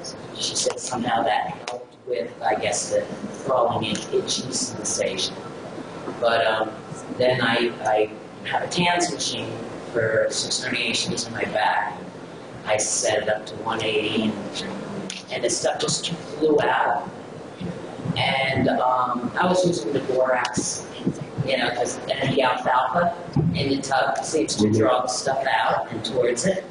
But since I had done that, I had no symptoms whatsoever. I had Morgellons for a year. It drove me completely crazy. The CDC said at the time it was delusional parasititis. They stick people in mental institutions. And they changed that. The CDC now says it is a real disease with real symptoms that have no explanation. They have no idea what it is or where it comes from. And they're denying it's Morgellons. You had a question? Yes. A statement. My name is and I think I've been watching the skies for years, and I first was just really mad. Why do they keep stealing my blue sky? Like, okay, maybe they're trying to hide it up there. Or like, whatever, I don't know. But it was when I was driving from Maryland to Pennsylvania, one day when they were, I was like, gotta get a phone off, this is major stuff on her. And I'm watching this mom and girl across the sky, watching this plane. And there's all those other people, and I was like, oh my God. They're actually creating this tool. And so that was interesting. And so that was when I said, you better get on YouTube and start doing some research. So here's what I can say, is that everybody's asking what can I do? Whoever can handle a lawsuit, let them handle a lawsuit. But what I did, and what we all can do, is these things. First of all, if you do have a smartphone, definitely, it's like $3, $2.99 was the better of our app. And it's just really easy. You just take a picture of the sky, and then you get to send a tweet to your Congress people, and you can say things like stop spraying me, or solar radiation, or SRM, which is solar radiation management, kills everything, or whatever. As many letters as you have, give your message to your congressman. Send them. There's 10 different angles and you got 10 different pictures. Just take 10 pictures. It's the easiest thing you can do. But then, beyond that, like everything that I've learned, you have to just say, I'm going to educate myself, and it's really easy. Because first of all, if you plan to every Saturday at 3 o'clock to go on to geoengineering.org or to UCY TV, which is Russ's site, then you can actually listen live to the show with Dane Wigington, Russ, and also Richard, who was on the screen. And you learn so much in 1 hour. And think about listening to the radio shows. Everything is current. So any news is happening with environmentally, anything is happening with government, all that stuff is all working together. So you really, you feel you actually are part of the community that's listening and learning together. So that's one thing we decided to do. And then what I do as well is it just, okay, so then geoengineering.org. I don't know if Janet has lots of flyers out back. Yeah, there's a bunch of flyers. There's a flyer. It's one flyer on the way up to one more there's enough for everybody. So you go on that site, and it has like everything that you possibly could need to know with data for 10 years. And just from the moment I think I so you can look at all the hats. There's often resources, you can do test results from people's rating and snow tests. There's videos, you can watch the videos that are on the main page, which are really essential to watch. If you really care and you really want to know, you need to watch the videos, especially climate engineering, warfare, and centralization, and one underneath it, which is probably the topic of our time. And then there's daily posts and daily stories, and there's also this past radio interview with Dane. Dane's a really great teacher, and so all you gotta do is go onto the Geoengineering Watch website, listen to the radio shows, and then on top of that, what I did was once I was like, oh my God, he's a really great teacher, then I went on YouTube, and I would just Google Dane, or not Google, search for Dane Wigington on YouTube, and then all the interviews come up, and you just listen and you learn, and that's how you do it. And tell other people. You have to learn first. I want to come up the answer because we step 1, 2, 3. Now, I basically, what I'm doing right now is I'm actually doing a lot of research, and I'm sharing it with people that are actually like out there, that are the talking heads in the research community. And then other than that, I just talk person to person, and I do Skyward. They're like the main climate right now. Everybody will find their own place, like what's best for them. But you have to be educated and learn the basics, and then you'll find your own way of what you should do. Whether it's being part of the community. There's here's another thing. Anybody that's got a computer, so you gotta do Facebook, because Dane's site is on under Dane Wigington's name. He has the geoengineering watch website, Russ's Global Skywatch on Facebook, and you can just Google chemtrails and do Facebook search, and there's all the chemtrail groups. Join them all. Because then you go on there and you can talk with people and you can ask them, you all of a sudden become a part of a global community that is, cares about, is concerned about the same kind of things that you are. Everybody is posting videos, posting information, posting pictures of their own sky, and talking about what they're doing in their own communities. And tell other people. Can I add something? Actually, I'd like to add. What are you going to do if I got this app? Okay, which I think is a good idea, because I think we should be inundating our politicians with this, because I already sent Rush Holt a letter last year, but now that I know this is going to be a group effort, I think it's a great idea. My only problem is it will become shortly, it looks like it's going to become a public discourse instead of a secret. It's not happening. It looks like it's going to become a public discourse, but they are going to cloud it with short trails, with we're not really doing it, etc. I want to know that if you have facts, I want to know that you know that you're really spearheading this, because I feel lost. Oh, I don't want to be a spearhead. I mean, it was just a tool for everyone else to take their own initiative and tell your friends. Okay. I just provided the tool. The film is there to get and give to other people, and the app is there for other people. No, I'm definitely not on the march. It's just everyone has their own thing that they can contribute to the cause and to the initiative. My thing is, I'm a filmmaker. I can make a film really well. So that's my contribution. To respond to what you said, I want to let everybody know geoengineeringwatch.org is Dane's website. I actually worked with him in producing that website. The radio show is on every Saturday at 3 o'clock. In fact, we're going to have it live here at 3 o'clock. We're probably getting close. We're going to have Richard, myself, and Dane live. What you do is you go to the letters UCY.TV, and then look through the shows for Geoengineering Watch, and us three are on there every Saturday at 3 o'clock Eastern Time. The other thing is looking for things to do. Go to globalskywatch.com. That's my website. And at the very top, there's a link that says how to get involved. And there are all kinds of suggestions, dozens and dozens of suggestions. Most of them take 10 seconds to 60 seconds a day. Do them 5 days a week. I also want to mention we are going to give away some bumper stickers here. I was going to tell Liz when I haven't told you. And the final thing about weather is you've seen changes in the weather that correspond to the spraying activities.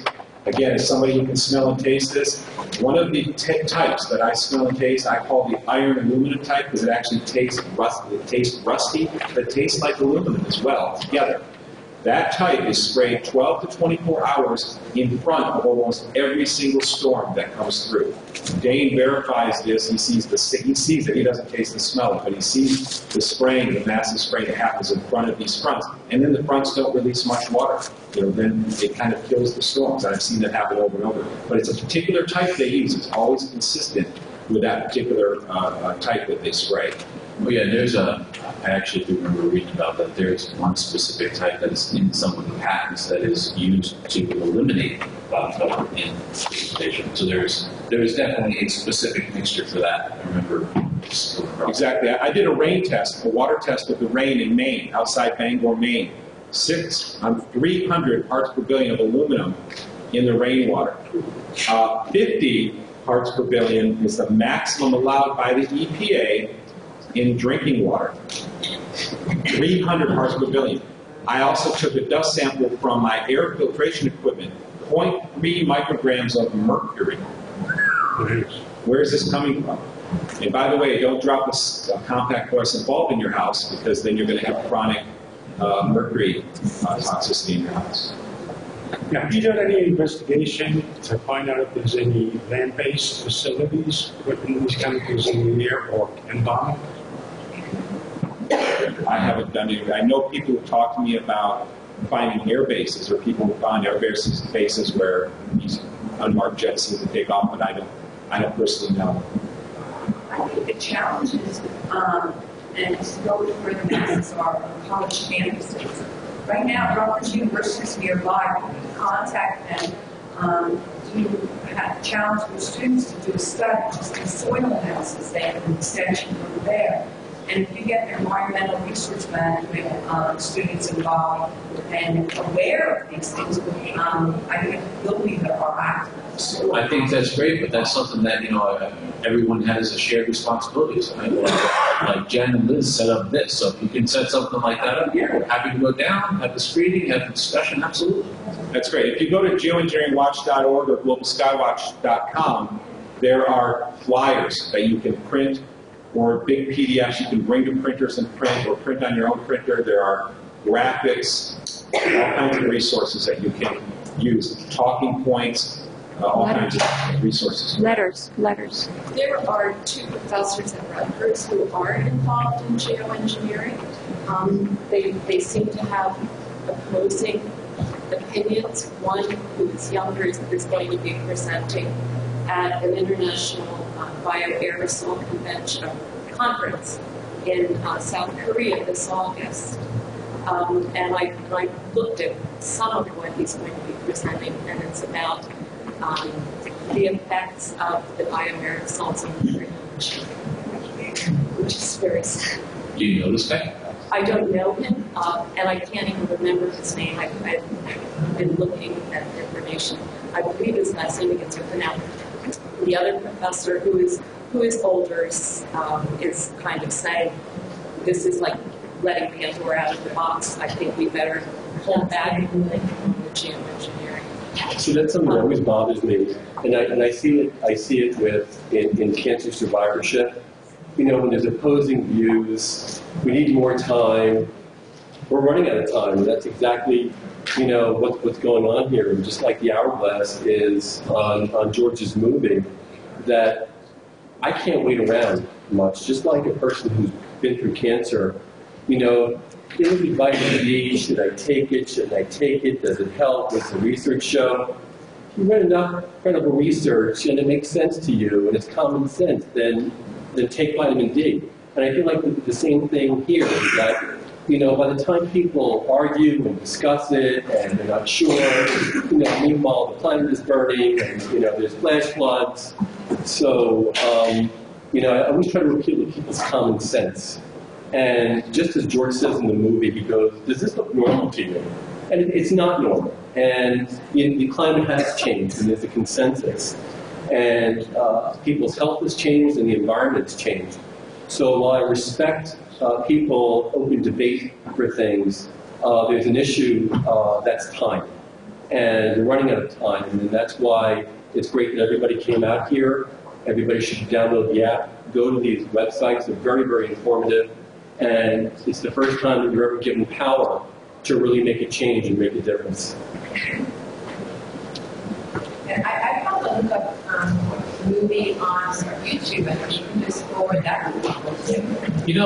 There's a couple issues with that. Oh, yeah? Yeah. One is I hate when people do that because as the research evolves, the earlier versions may no longer be relevant, or we are also correcting potential errors. So it's like I really wish people would not put the things on YouTube, because then we got to go back and you see version 6 or version 28. Version 6 is things that are just not as informative as they need to be. So that's really not the best way to get the information. Yeah, it's really got to be like the most current version. If people really want to get involved, like what I do is I have a market by me. There's thousands of people. I go there. I tell everybody at the Was that market. yesterday? This is Sunday, Father's Day. Oh, Father's Day was Yeah, crazy see too. all the chemtrails in the sky? They were making the checkerboard pattern look like a quilt. So I was telling everybody, look up. I was calling sheeple out of thousands of people at the market. One little girl, about 8 years old, looked up and said, Mommy, the clouds don't look normal out of everybody else. But that's what you got to do. That's right. So I go out there, speak as loud as I can. I don't care. Well, it's also good if you get some of those flyers. You hand them the flyers. Yeah, that say look up with Here, look at the this. planes. I love to stick them anywhere they allow me to put them. Yeah, because a lot of times people act like they're not listening, or they're embarrassed, or they're ashamed. If you get a flyer in their hand, they'll take it home and read it. What I've learned is that when you talk, the people who act like they're not listening are the ones who are probably listening the most. So don't underestimate the amount of power you have when you go out and you talk. But it works for me and some friends, the boardwalk, because it's open sky. No matter who you try to find, who is quite up to one on the left and right, or whatever. But if you're in a neighborhood where you have a power and you're trying to shoot from the fire, either they read it or they don't, or they in their car. If you're in an open area, go to the beach or something, you can see people out there, you can come out very easy. I would post them on poles. Take a look right there. Absolutely. Connecting ailments to this, if people suddenly get onset of headaches all of a sudden. I have a friend in the South who works for the state. They had a really, really, really heavy spray day. 3 aneurysms in the same office the same day. They had 3 ambulances there, all within like an hour of each other. You do your test. You left Jamestown. You went to where? I went to Bangor, Maine. Okay, Maine. So Maine has the salt content in the air. I know you're doing tests. Everybody's thinking like from up, what's coming down. Jamestown has the radon in the ground. So that has to have an effect too. When you're tasting it. I went to a farm one day and I switched on. It was drip, not drip lit. Just the crop up air. But the car was dry. So the windows connected to the car, with the chip, wire. And it was weird. It was like every car underneath the window had to drop, and they weren't rolling down on the windows. And that was a brown cloud that came down. So Long Island, he's from Long Island. Long Island. So if you see the 3 mile dirty cloud, it's the only cloud that makes its way down. It's this fall. Well, I will tell you, I do smell and taste, and everybody in this room, you're actually breathing what I call the plastic solvent type right now. It's at an intensity what I would call about 10%. I taste it with every breath I take. Do you get the ringing in your ears? Absolutely. They spray certain I got it here. The ringing in the ears is primarily caused by one that I call the acetone type. In some people, it's like nail polish remover, what it smells like. And some more sensitive people will smell it. They'll go drive into town and drive around and they smell the acetone. That is one of the biggest culprits of the ringing in the ears. Do you think it's connected to the heart being sent towards the chemtrails to create this storm? You know, in Bangor, I heard a low-frequency hum that was so loud it almost kept me awake, and they did this for many months. It fills up your head like it's a tin can. It does, and I would go drive 10, 15 miles away, and it's everywhere. It just doesn't stop, and then it'll stop, and it starts suddenly, and they usually did it in the evenings, I found, usually like just after dark. Yeah. And I would hear that, but I didn't hear that in other parts of the country. I don't know why. I don't know, but it's something I did hear. I did hear that. Yeah, a few years ago, I remember, it might have been like 5 to 7 years ago, all of a sudden this gooey stuff started falling from the sky. I don't know if this was in Bergen County, I live in Bergen, so I don't know what it was, but have you ever heard anything like that? Yeah, we've heard that. Like, literally gooey stuff, it just, all the cars, all the ground, it was...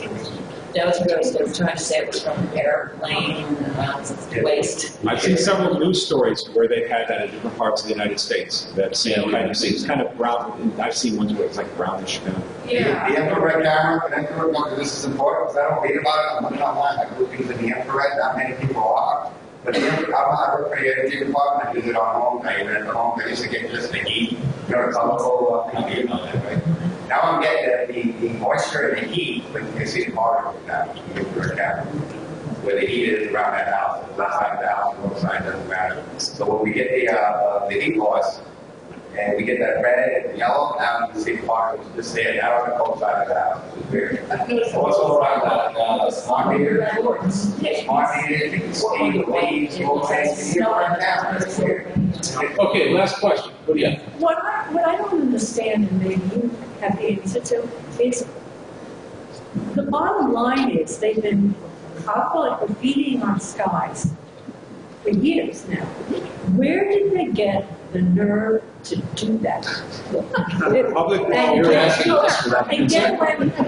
And not because they are in our face with it. Yep. They are psychopaths. They don't Public law 105. But we're a democracy. Where is our power? Luckily, there's an answer. No, I know, it's very angry. Nobody's more angry about this than I, which is why I do what I do, because I suffer every minute of every day. Right now, I'm feeling the effects. I feel some fatigue from it because I'm very sensitive. I'm a high testosterone man, which means I have low glutathione levels. My low glutathione levels make me a bad mercury and a bad detoxifier. So I have to supplement. I use hydrotochy, I use N-acetylcysteine, I use alpha-lipoic acid, I use DMSA, I use reduced glutathione supplementation to keep myself functional. Where do they get the nerve to do On the that? land, it would not happen. Why is it our country, and I know it's international, but take our country, why have people let this happen? Well, it is unregulated. And that's one of the things that bothers me the most. Why? It just is. Well, then that's what we're on. Well, if you look at Public Law 10585, you go to globalskywatch.com. You sick. Yeah. It shouldn't be happening if we have a There's a law called Public Law 10585. Go to globalskywatch.com and go to the forum, and at the top you will see a video and a write-up about this law. This law says that it is illegal for the government to do testing against the public for this reason, this reason, this reason, any reason imaginable. That's what it says, except for any purpose of testing, for research, for any whimsical reason they want. So they say, you can't test chemicals and toxins on the public unless you're testing. Unless any reason you want. Or they want to put fluoride in the water. Typically they have to. See, typically they have to have a discussion about it. What makes us sterilize my 20? Hey, we gotta go. Russ, we gotta start the show. We gotta go. Got to vacate the property here. Thank you very much, everybody. Get a DVD. Tell everybody. And also, please try Cancer Network. We can use your help in testing that. If you'd like to stay for the show, you're welcome. Try it. Thank you. I would like to make a statement. If there's anybody here who is a skeptic that the powers that be are attempting to kill us off, Go to Google and Google Georgia Guidestones. They want to bring the world population down from 7 billion to 500 million people. Look it up. Georgia Guidestones. There is a You can plot. stay for the radio show if you like. Yes, you can, definitely. Please do stay.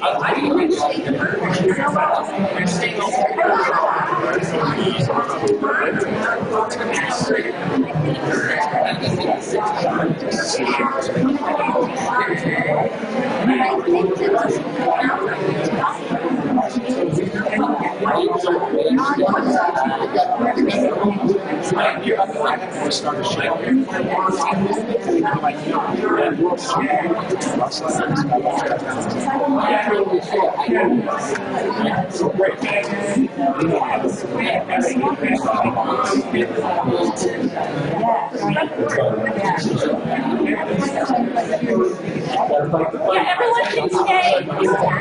Everyone can stay for the radio show. If you like. Yeah, that's right. I just want to make sure everybody knew that.